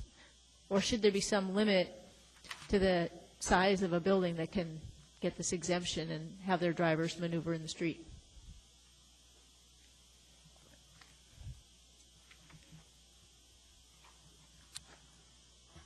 Yes, the purpose for the exemption for townhouses has to do with the use type definition for townhouse. For example, it doesn't refer to a site condominium or a townhouse style multifamily development where you have multiple townhouses in one property. This would apply to a townhouse which is on its own lot, which basically there's separate lot owners, and that would basically have the similar type of development characteristics as a single-family dwelling or a single-family attached dwelling, where often it's just a garage, like a single-family home-style garage or a driveway to the unit, where the unit on its property may not have the ability to provide the turnaround maneuverability space, similar to that to the single-family house. And so that was the purpose of exempting this. If it were not exempted, that townhouse-style development, it would basically it would be difficult to provide a driveway from the street up to the front of the dwelling unit. That answer your questions, Ms. Pease? Yes and no. I don't understand if you could have a really huge townhouse building and have a potential street clogged because everyone's maneuvering in the street. But you're telling me there's a definition of townhouse, and I don't know what it is. Does it have anything to do with the size of the building or the development? No, it does not. And admittedly, the townhouse, the width of a lot that contains a townhouse can actually be quite narrow. It may be that perhaps what we should do is take another look at it and bring it back to you and discuss perhaps whether or not they should be exempt, and if not, then how would we accommodate possibility for driveways for townhouses in the front while still responding to this concern about a large number of driveways along a street. I'm sure that would be okay with me. Okay. Is that okay with fellow commissioners? So that means it goes on hold. I believe so. Is that correct, Ms. Pease? Yes. Okay, okay. So And Madam Chair, while we're looking at this page, it refers to my other unnumbered comment, so if you'd like to speed things up, I would suggest we might look at that one now. okay, that's 96. 86. It's unnumbered, it's on page 86. It's on page 86, Yes. unnumbered. Yes. Okay. In looking at Mr. Davis's memo here on page 21, access to parking spaces, it says adequate, small room numeral 1, the last sentence, adequate ingress and egress to each parking space shall be provided without backing more than 25 feet.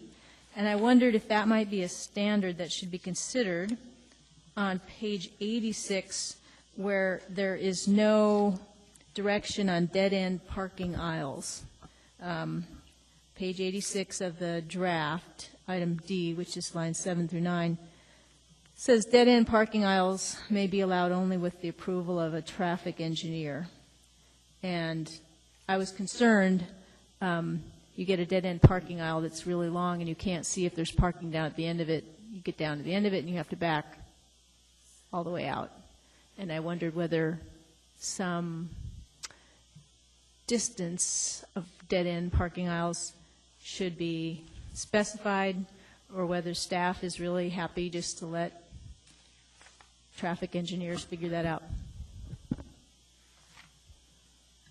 Yes, through the chair, some communities do apply a specific number. For example, a dead-end parking aisle may be allowed where the dead-end pull-out from the last parking space must be at least X feet long. However, our approach is, based on the recommendation of the traffic engineers, that situations vary and they would prefer to have the flexibility case by case. In some cases, it's difficult to provide a parking lot, a parking facility without a dead-end parking aisle. And so in some cases, there needs to be that flexibility to figure out how it might work. Okay, Madam Okay. Chair, that, I guess I'll go along with staff's recommendation and cancel out that unnumbered Okay. comment. And then there's just one more for you, Ms. Pease, and that's 96. 94. Oh, no, we I just did thought we 94. dealt You're right, with 96. 94. Yes. Okay. Question for staff more than anything. This has to do with vertical clearance in parking garages somewhere here. And, two things, actually. In looking at the new table on page 23 of Mr. Davis's handout, how will this table be interpreted for angled parking that falls between 45 and 75 degrees? Because on page 25, it says that you can have intermediate angles in that range.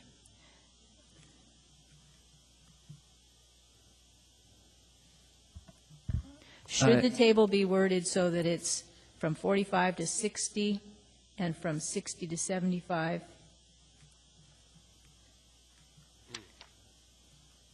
Yes, through the chair, the table dimensions are specific to each angle, and so the the dimensions specified across the table for example, the 45-degree parking angle, they are very specific to that angle. And the same goes for 60 and 75. 45, 60, and 75 are by far the most common types of parking angles. The traffic engineers could not remember when another angle was applied on their watch. In some cases, some applicants had explored something between 75 and 90. However, once the applicant realized upon their testing just how space inefficient that would be, they backed off. The table is really encouraging applicants to choose one of these three angles, or 0 or 90 degrees. If the applicant wishes to use an angle between 45 and 75 degrees, the page 25 of our memo, under item A, parking angle, the last sentence reads, from the recommended new language, the dimensions for such angles between 45 and 75 degrees shall be calculated by the applicant using a method prescribed by the traffic engineer. Basically, the ITE and other sources have basically the equations that are used to develop these angles, or excuse me, these dimensions for any given angle. So, for example, if an applicant comes forward with a 70-degree angle parking plan, what the traffic engineer will do will be to provide that applicant with the correct set of equations from the ITE that the applicant would then use with the help of the traffic engineer to establish what the correct dimensions would be for that 70-degree angle. Thank you. And one more quick question on this one, and then I'm finished. And that is on page 26, under the same parking dimensions, section G. The minimum vertical clearance is listed at 7 feet 4 inches, and I just wanted to confirm that is the standard height for residential garages or not. Yes, through the chair. I'm not the expert. However, I have consulted with the traffic engineers on this issue, and I believe it has lasted through the previous draft when we worked on this issue with them. So I can't say for certain whether this is the standard for a residential garage. This is the recommendations of the traffic engineers. Okay, I think I would be happy to pass it if you could just check on that, though. And the reason I say this is because with my roof box on, which we're probably going to have more of as we go to smaller cars, I can't get into the Penny's parking garage, which has a 6'10". I can get into my garage at home, but that whatever 8 inches difference, I can't get into the parking garage, and I think we should try to match with what people have to deal with in their residences. Mr. Frederick? I just wanted to point out from my experience in the building materials business that a typical residential garage door, the most commonly used height is 7 feet. Oh. Okay, well, you've got a wealth of experience. I mean, there are taller doors, but the kind of call it a standard door is 7 by 9 or 7 by 12. So. Okay. 7 by 16, I'm sorry. I think Mr. Frederick has a lot of experience in that area, so I'll go with it. No. Mr. Isham? Yeah. Well, Ms. Pease, if you look further down there, it says on that same paragraph G, it says a minimum vertical clearance for a structured parking facility, carport, or garage shall be 7 feet 4 inches. So that's even taller than a standard garage opening. So if it's a structured parking facility, I assume that means multi-story things. Right. You got to be minimum 7'4". Okay. No further. They're not going to change pennies just so you can fit in right now. No, I know. Okay, well, no one else is in the queue, so I guess we're done. We're through with our issues, and it's time to come out of the committee of the whole. Madam Chair, move to remove ourselves from the committee of the whole. Is there a second? Second. Thank you. And Mr. Frederick, and is there any objection? Yes. Madam Chair, I'd like to go back to item 94, hopefully save us tabling this, holding it for what I think is a non-issue, and I apologize for. Why would we table it? People just agreed on it. We agreed to the staff language on 94? No. No. 94 we were going to table. Hold. We're going to hold it. Hold it. I don't think it's necessary to hold. If I understood from staff, I apologize. I hadn't prepared because I hadn't realized it as an issue, but in listening to staff and Ms. P's concerns, what townhouse is defined is a fee simple lot, correct? Is what we're talking about? Yes, the dwelling unit is alone on its lot. Okay, so we're not talking site condos, we're not talking multifamily development. Or we're not talking regular condos either. I don't think we can get rid of townhouses in section II. I mean, they're the same as other single-family residences, and that they're at a 20-foot setback. They're not going to be able to put in the space to come out onto the road nose first. And we've got thousands and thousands of those townhouses in this that currently exist in this city. I think our confusion here is we're concerned about multifamily development. But when we have allowed these narrow lot townhouse developments, it's been in enclosed developments where, yes, you have everyone backs out onto the street, but it is only that 1 or 2 blocks of those townhomes. I don't see any reason to hold it. I don't think there's any language that staff could come up with that would meet the standards.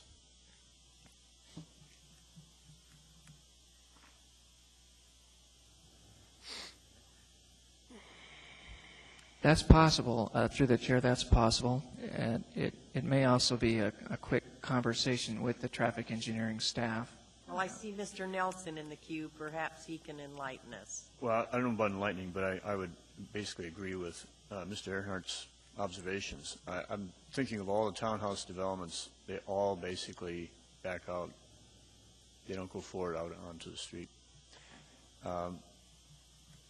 It will be problematic with just about all of the townhouse PUDs that we have around town, if they're not exempted with single-family duplex.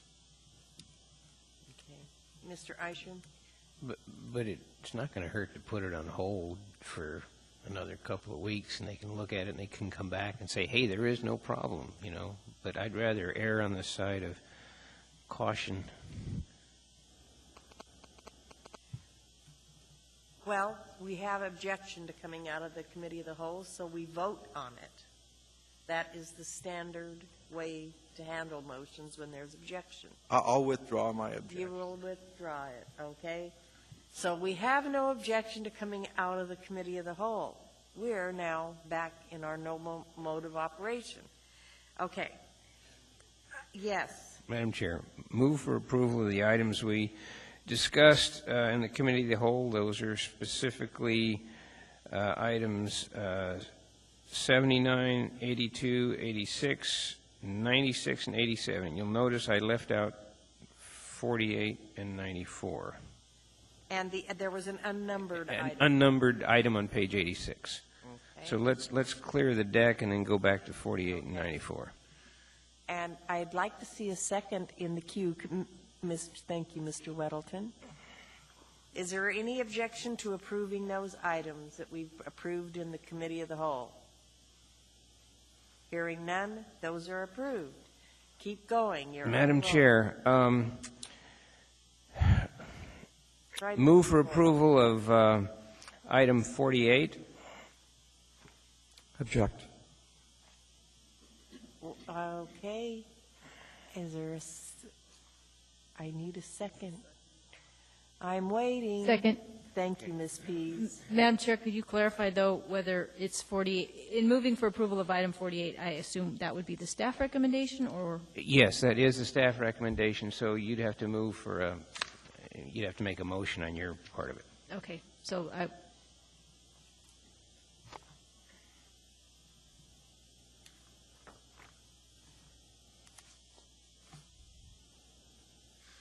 I have the floor? Yes, okay. you have the floor.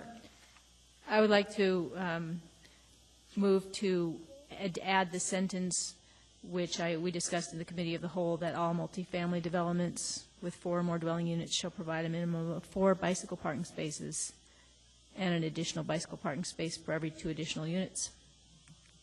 Okay, is there a second to that proposed amendment? It's been seconded by Mr. Weddleton. Okay, would you like to speak further to your proposed amendment, Ms. Pease? Very briefly, the staff acknowledges that the proposal they've put forth is a minimalist allotment for bicycle spaces, and as noted during the discussion of the committee of the whole, multifamily housing tends to have children and other non-drivers, and indoor space is very tight. Bikes get parked on balconies, and they're inconvenient to use as transportation if you've got to take them in and out of doors. So I view this as a transportation and a quality of housing issue. And I acknowledge that the bicycle plan will look at this in greater detail. I think it's just a statement of support for bicycles as transportation for those who need them most. Okay, thank you, Ms. Pease. Mr. Isham? Madam Chair, just for clarification, Ms. Pease, are we to remove the word multifamily from the first line. Thank you, that would be my proposal. Do you concur, Mr. Weddleton? Thank you. Mr. Phelps? Well, I'm going to object, and basically the reason for the objection is really twofold. One aspect is that I really don't think that this number of bicycle parking spaces is really going to be functional in smaller units. What I have seen is that people bring their bicycles inside, they'll keep them there. I can see where you would have a need for these types of bicycle parking spaces at a destination location. That's one reason. The other reason is that I think that it's premature for us to make a decision at this time until we have a recommendation from the bicycle plan. I think the approach used by staff, which is to try and use a minimalist approach to get something on the books and then to come back to amend it, is, at least for me, a preferable way of doing it. That way we have the flexibility of looking at this in more depth. So I just feel it's premature at this point in time to make this recommendation. And I do recall, too, that, in fact, I believe that this recommendation was based upon a study in San Francisco, and that's not a similar area. Any further discussion? Since I sense objection, we will need to use our voting machines. A yes vote includes The proposed additional language.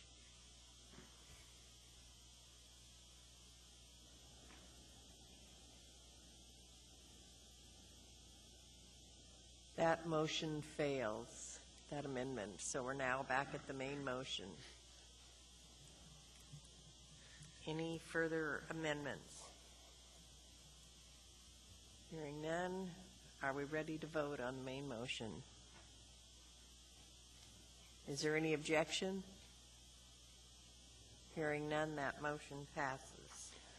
Madam Chair, in regards to item number 94, move that this be put in a hold mode.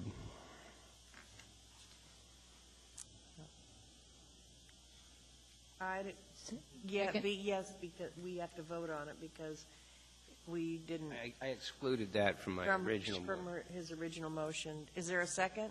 Second. Thank you, Ms. Pease. Is there any objection? I'll object, Madam Chair. Okay, let's use our machines. Actually, I'd like to propose an amendment. Okay. I'd like to propose that we approve item number 94 as proposed by the staff based on Mr. Arnhart's comments and my experience with every townhouse development I've seen in town. I just can't imagine that staff is going to come back in 2 weeks and tell us that townhouse livers can't back up into their streets. Assuming that a townhouse is a detached single or two-family housing unit and not multifamily housing, I just don't think the staff's going to tell us something that's going to lead us to delete this. So I'm just proposing that we amend it and take care of it now. Yeah. We're going to have to procedurally either vote the motion to hold up or down, and if it fails, then we can vote on that motion, or we'll have to do a substitute motion. You can propose it as a substitute, but we can't, this isn't like making an amendment to a motion. Okay, I propose it as a substitute. Okay, so the question is whether or not to substitute. Yes, we need a second to your motion. Second. Was that you, Mr. Earnhardt? Yes. Thought I recognized the voice. Okay.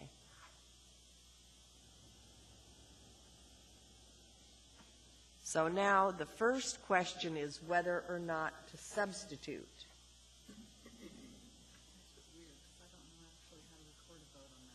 Okay, well, we're going to, okay, so we'll just, is there objection to substituting Mr. Wang's motion? Yes. Okay, so we just will use the voting machine. We'll do a voice call. I think I'm going to have to because I We don't know how to do it on this machine. I actually have a motion. Today we're making stuff. Yeah, okay, So, okay, hang on just a minute, sorry, but let me get this ready so I can record it. okay. It's on mine. On yours, you can record it. Okay. We're just too complicated for this equipment.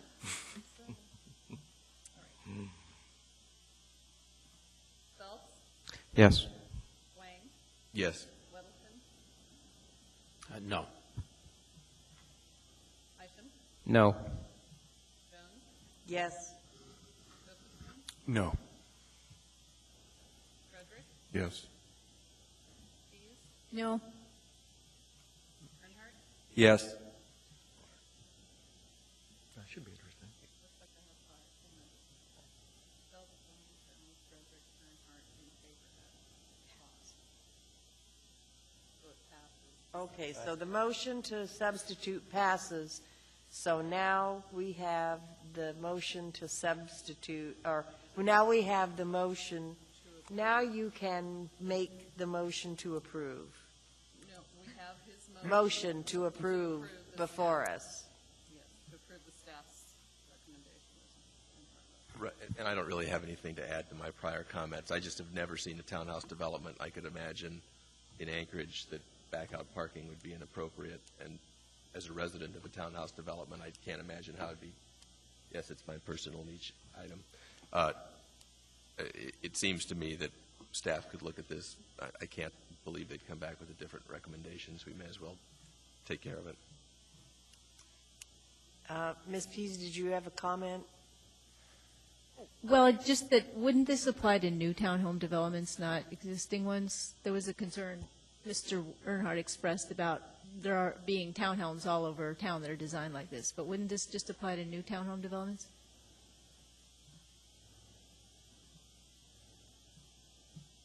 It would apply to any development. I would think that it could apply to existing townhomes. However, I'm not certain there are. It might make a lot of nonconformities. Would create a lot. And I guess I'm not even concerned with the grandfathering issue so much as the need for the requirement to begin with. Right.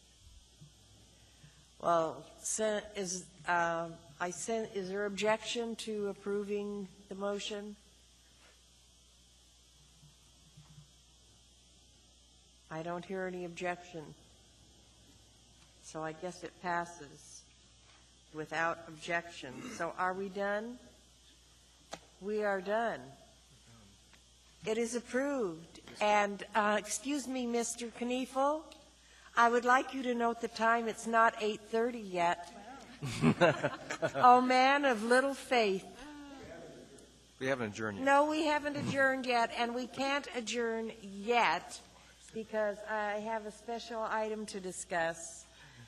Tonight is Mr. Josephson's last night with us, and I'm very sad. I don't like to give these kind of talks because my eyes get watery, but I'm going to miss you very much. You have been a wonderful participant, and you have just enriched this body and our work a lot. And we're going to miss you a lot, Andy. A lot. A lot. And a really lot. And so I want to thank you for all of your service that you've given us and your diligent hard work. And I bet you'll be back. I bet you'll be back in a few years. When your practice settles down and life gets a little slower for you, I just know you're so public service oriented. You'll be back. But I hope you're here. Oh, I'm like the Energizer Bunny. I don't ever quit hopping. Directors meeting on Thursday for all of you that can attend. Are we going to do this issue 51? Do we have something else? What do we have yet? That's why Bob stayed all night. What do we got to do? I thought we were all done. Small parking spot. Oh, that's right. Well, we have 2 minutes.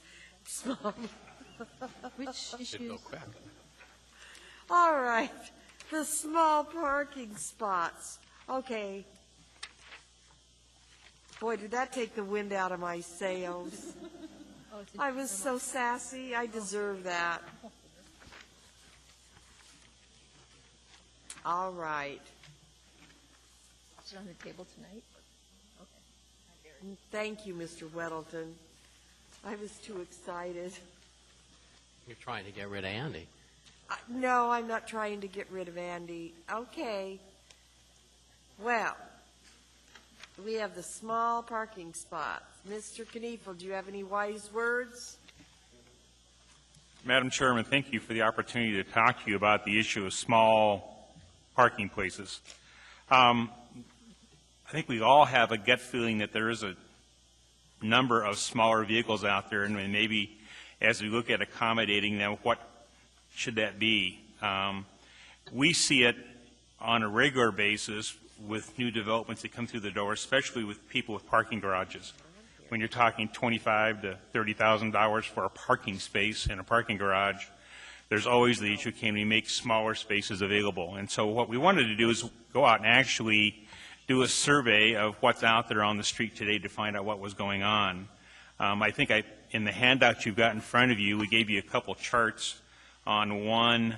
The State Department of Motor Vehicles provides us with information on what type of vehicles they register every year. And I need to emphasize, this is the vehicles that are registered in Anchorage. You could live in Palmer and register in Anchorage. You could send in your registration from Barrow and register in Anchorage and be counted as part of Anchorage. So these are not exact numbers for the vehicles in Anchorage, but it gives you some picture of what's going on out there. Overall, I would say that the ratio of passenger vehicles to passenger vehicles and light trucks, which is the majority of personal vehicles, has not changed much over the last 7 to 8 years. We do see a change in the number of vehicles per person, if you will, in the Anchorage area. It leveled off. It was growing up until about 85 or so, and it's now leveled off at about 0.88 vehicles per person. So just to give you an idea of what's going on in town. When we look at the issue on the actual vehicle spaces themselves, we went out and reviewed 15 different parking locations in Anchorage, measuring both the width and the length of the vehicles, and at the same time we also measured the actual parking space lengths to see what everybody had been using. And just a couple general comments on that if I could. Typically we found that the vehicles in the off-street parking lots, if you will, contained vehicles that were larger than vehicles in the garages. This was true for all the locations we did except at UAA. And there I think we have a unique situation where the parking garage at UAA is directly adjacent to a student parking lot. And I think there's some economics going on there that the staff are buying spaces in the garage. And typically with a higher economic level, they're purchasing those because they have larger vehicles. The students are purchasing smaller spaces in the lot, have smaller cars and parking them out in the lot. So, but the other locations where we had garages versus the lots, we typically found that the lots were anywhere from 6 to 8 inches longer or wider than the garage spaces.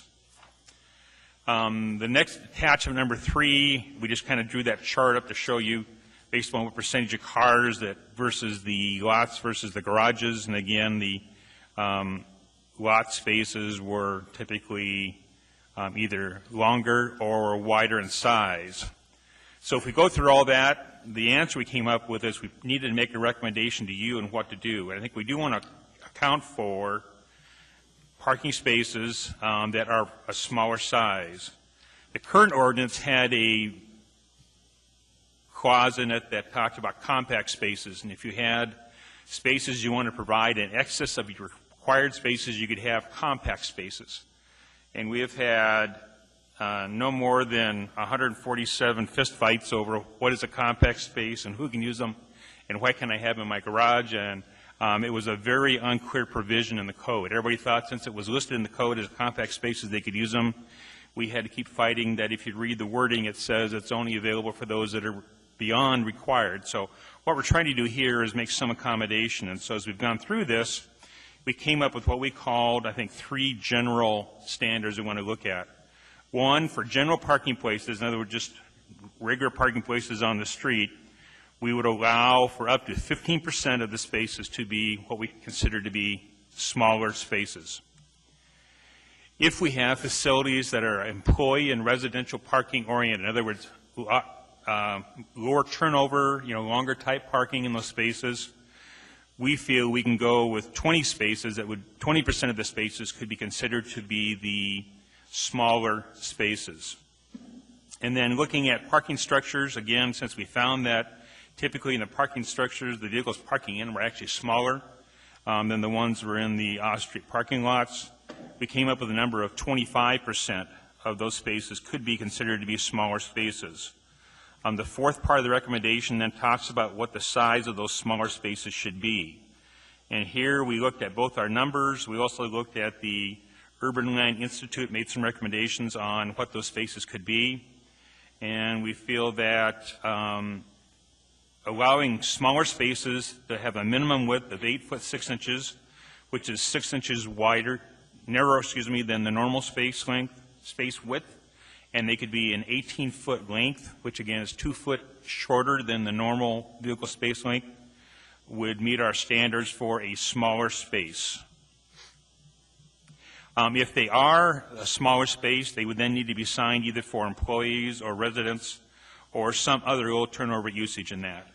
And then one other thing we want to make sure everybody understands is we don't want somebody coming and say, I'm going to build a garage for employee parking, therefore I get 25% smaller spaces and I get another 20% because I'm in a employee and residential parking area, so I get like 45% smaller spaces.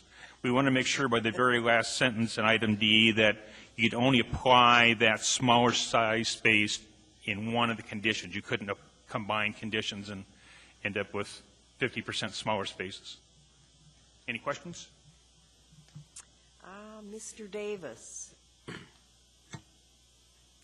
You're in my queue. Yes, I apologize. I was actually proposing that we look at issue 51, so we're already doing that. Thank you. Okay. Mr. Weddleton. A couple of questions. When you say general parking spaces, is it, I'm getting used to some of the, don't you generally say surface parking or surface, is that the normal phrasing? Is that going to be clear to everyone? Ground level? Madam Chairman and Mr. Weddleton, I think what we were trying to do there was break out the employee and residential parking as two different classifications of parking. So the general is your normal retail, commercial, industrial type uses, and then that would be of one standard, and then your employee and residential parking be another standard. Okay, I got it. Now on this, the length, 18 feet in length. Now, so the spot that I'm parked in out here, is that yellow stripe 18 or 20 feet long? Sure doesn't seem that long. Madam Chairman, Mr. Weddleton, that was interesting when we actually measured spaces. I don't think we had any spaces that actually were striped 20 feet long. Most of them were striped a shorter length. But when you measure the parking space length and then you measure the aisle that was behind it, we would find that they end up totaling the 44 or 64 feet you need to make a double-sided parking operation. But I think the painters are saving paint by painting them shorter than the actual 20-foot required. So basically it includes where I park plus the aisle. Right, part of the aisle. I think if we went actually measured, we would have a total of either 44 feet for a space in the aisle or 64 for a space in aisle and another space. Thanks. Ms. Pease, then Mr. Earnhardt, and Mr. Wang. My request was left over. Oh, okay. Mr. Earnhardt? I've got two concerns with this proposed language, and the first one is just simply enforcement. If you've got 3 compact spaces and I park my pickup truck in the middle one, I've wiped out all 3 spaces because there isn't even room for small cars on the other 2. So is there any mechanism for enforcement of these compact spaces? Through the chair, Mr. Earnhardt, the thing that happens there is unless it's a municipal-owned lot, we don't really do enforcement in those spaces. And that happens even today with our normal size spaces where you have people who don't quite park straight in the space, if you will. We leave that up to the manager of that facility, whether it's a lot or a garage, to actually do their own enforcement of the space size. So, again, there is none really. So we still might not meet our goals of having enough parking if it's not enforced. Well, it's up to the private property owner to enforce it. My other concern is, All the tow truck. in regard to the parking lots, is there some method of delineation of these narrower spots other than signs that we know of? Because being in Arctic City, we have snow on the ground, we have, in a lot of parking lots, ice on the ground all winter, and stripes don't mean anything.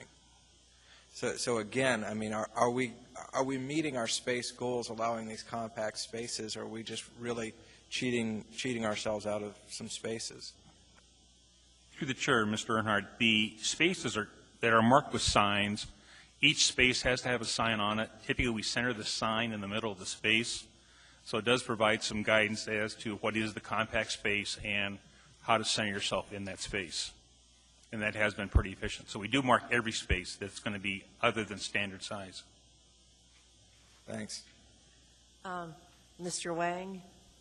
I guess similar question in a different way. Do you have any experience or knowledge of other northern cities and their experience with outdoor parking spaces? Because I just worry about the way Anchorage parking lots turn into one giant parking space that people randomly park into, and instead of having 16 of those, you have 12. I just wonder if there's any experience in actual enforcement or willingness of people to comply with the space size.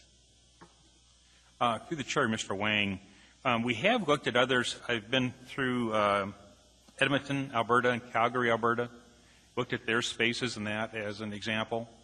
And what they tell me is actually they end up with the same number, if not more, spaces.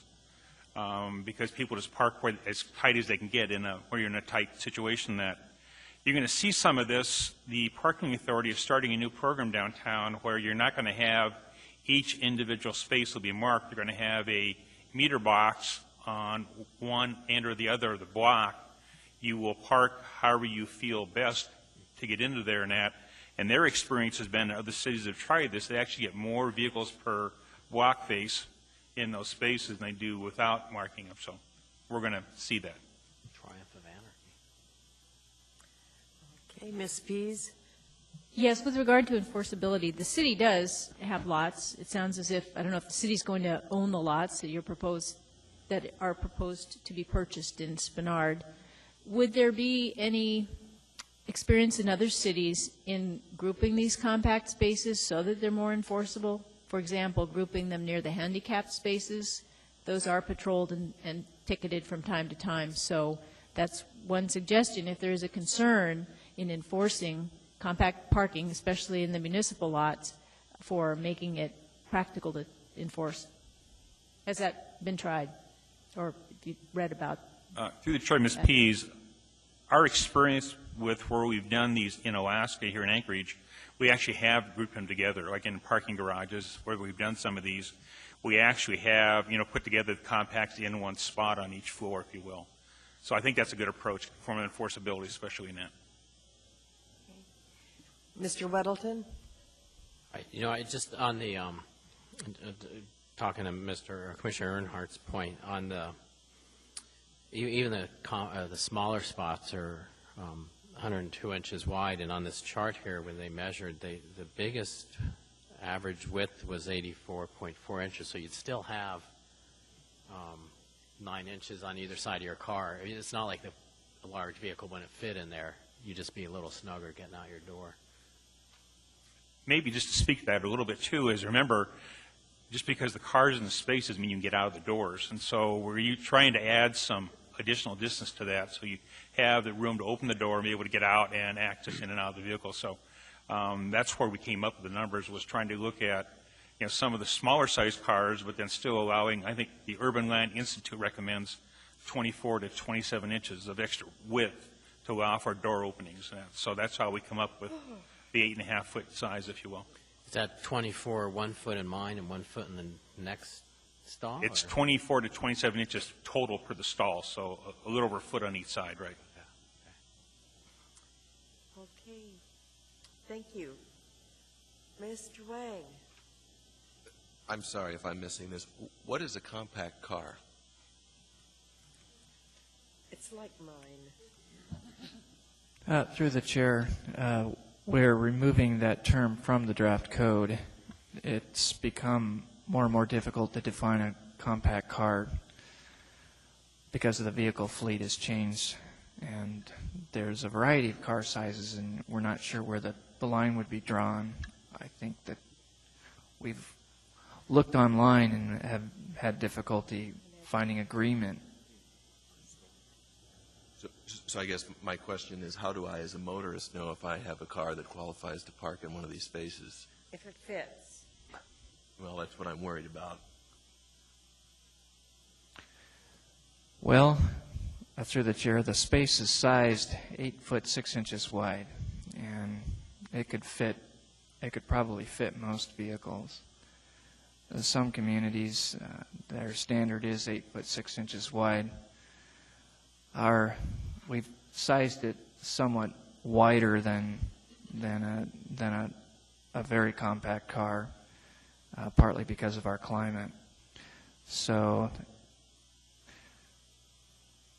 I would find it difficult to answer the question, but I think the size of the parking stall would allow for most size cars. Mr. Isham, and then Mr. Josephson.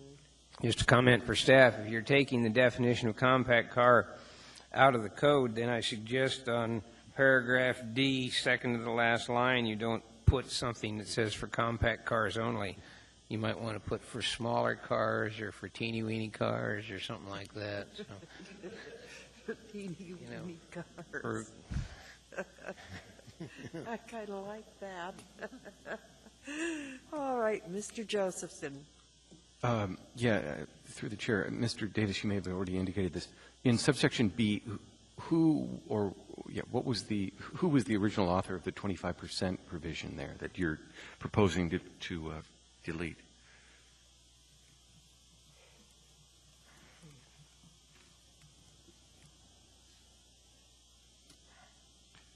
Through the chair, I believe staff was. The 20% is based on our review of the recent data that the traffic engineering has provided us with.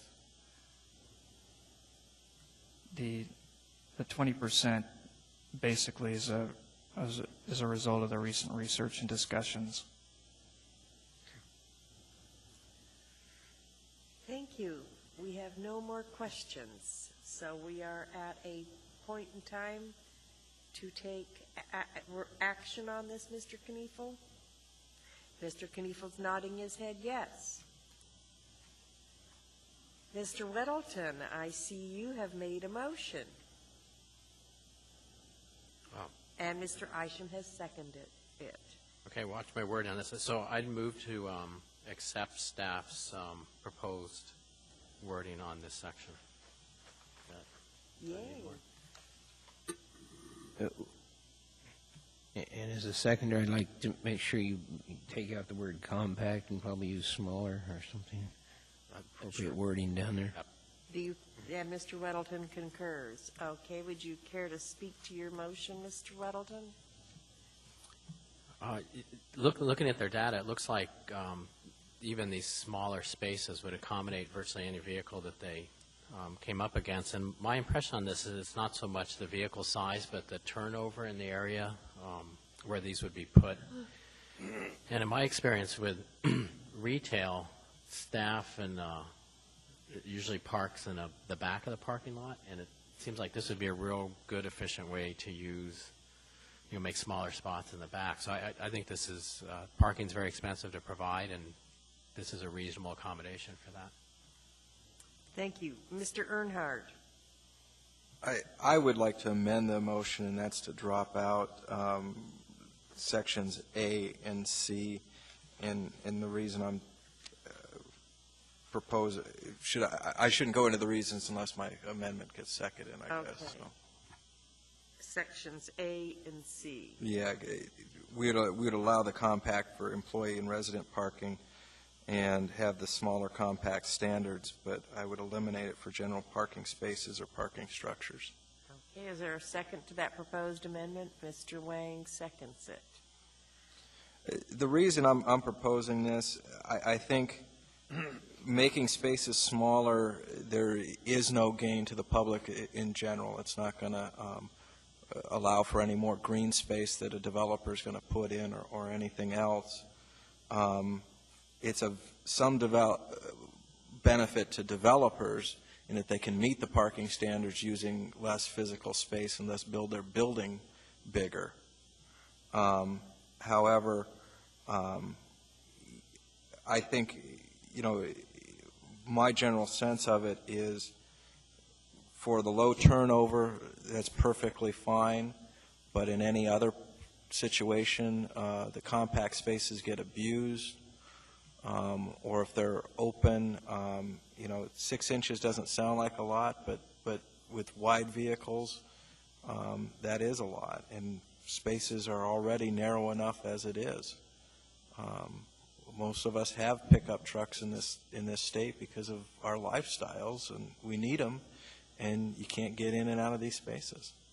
And I don't see any public gain in allowing the compact spaces, and I see just developers sliding by with a little bit less development costs. Okay, is there any further discussion on the proposed amendment? Ms. Pease. Yes, Madam Chair, I would respectfully disagree with Mr. Earnhardt's thinking that there's no public benefit to offering smaller spaces. Parking is one of a relatively low-value urban land use. It takes a great deal of the surface in urban areas, and it works against a compact land use pattern which encourages the kind of transportation that is healthy for the community, transit and walking, and just sort of that vibrant urban fabric that you get when you have uses close together and not separated by more parking than you can get away with. And I would also offer that Mr. Kniefel's field research showing still quite a large mix of pickups and larger vehicles is probably going to be changing, or that may be a snapshot in time, but I think we're probably heading into smaller vehicles as a national trend and an ongoing trend that will take hold here in Alaska. So I'm in support of having the opportunity to provide compact or smaller spaces for general use and for parking structures in terms of more efficient urban land use and in keeping with what I think are the trends of vehicle size. Okay, Mr. Wang and then Mr. Earnhardt.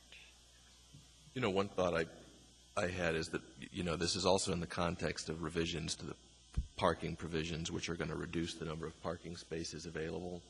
And I just worry that the siren song of the compact parking space will be too powerful a draw for the average Anchorage resident to resist or drive by.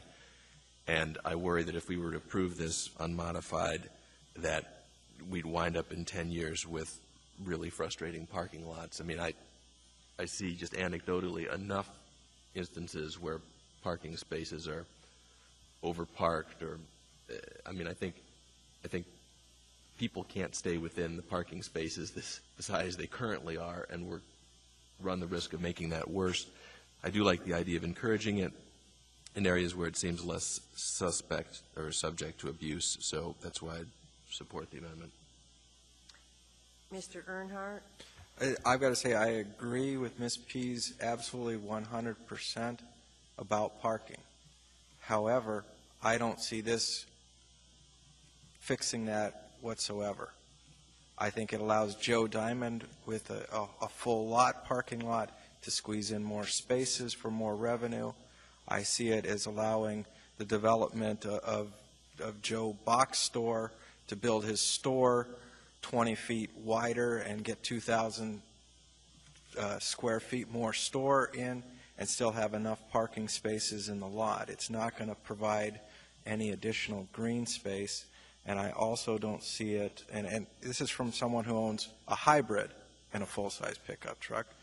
I don't see it. People aren't going to buy smaller cars because there's smaller spaces. And, you know, I think as a trend nationwide, maybe we will go to smaller cars.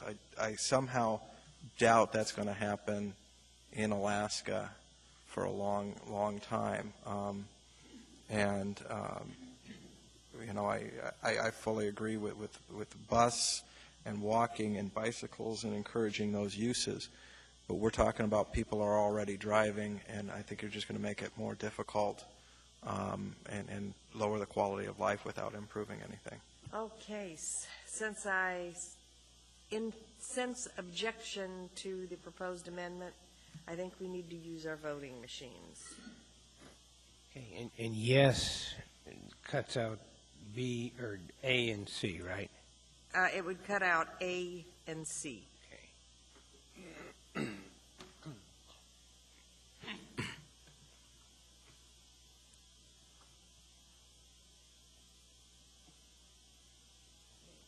That amendment fails. So we're now back at the main motion. Is there any further discussion on the main motion? Is there any objection? Madam Chair, I'm just going to raise a symbolic objection. You're going to raise an objection? And my objection is this. I just worry that in 10 years, people are going to look at parking spaces and cars crunched in and say, who approved this nuisance? So, yeah, I think I'm going to object too because C bothers me a lot.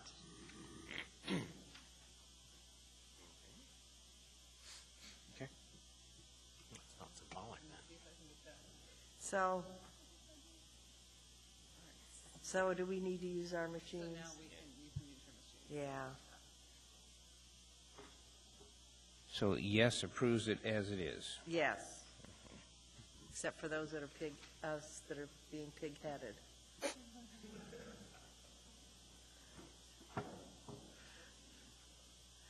It is approved, except for those of us that are pig-headed.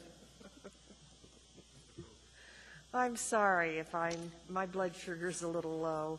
I didn't eat enough Altoids tonight. Okay, that is approved.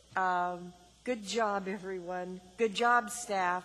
We are pleased that you joined us this evening, Mr. Kniefel, and everyone else, too. Commissioners, do you have any comments? I think I've commented enough tonight. Anyone have any comments? No? Well, I have a couple more if you don't. What I'd like to try at by the way, we have a hearing coming up, I think, October 30th. It's a joint hearing with the school board for the new Southwest Anchorage Middle School. It's going to be out at the school board's new offices. Is that we're at the mall, at that mall on Boniface and Northern Lights? That's correct. Okay. It's in the former mall there. It's a former mall. Well, it's still a mall. Well, It's just been recycled. Anyway, that's where we'll be meeting. We'll get more information for that. And I'd like to try something at our next meeting, the first part of November. I'd like you to think about, perhaps us holding our questions of staff until after the petitioners have completed their presentations just to think about it, whether that, because sometimes what they say might answer our questions. Just think about it or think about other ways we can move our meetings along a little bit faster. I'm going to try to do better in my being a better traffic director and moving things along, and that includes limiting debate and limiting our questions. And I don't want to appear mean, but I'd like to start trying, especially on a non-complex cases, setting some realistic time frames for us to get through our agendas, to try to get us out of here a little bit before midnight most nights. So be my partners, and don't make me be the bad dog and the bad guy, because I don't like to play that role. But I can. Anyway, I guess a motion to adjourn would be in order. So moved. Unless anyone wants to scold me. Second. Is there any objection? Hearing none.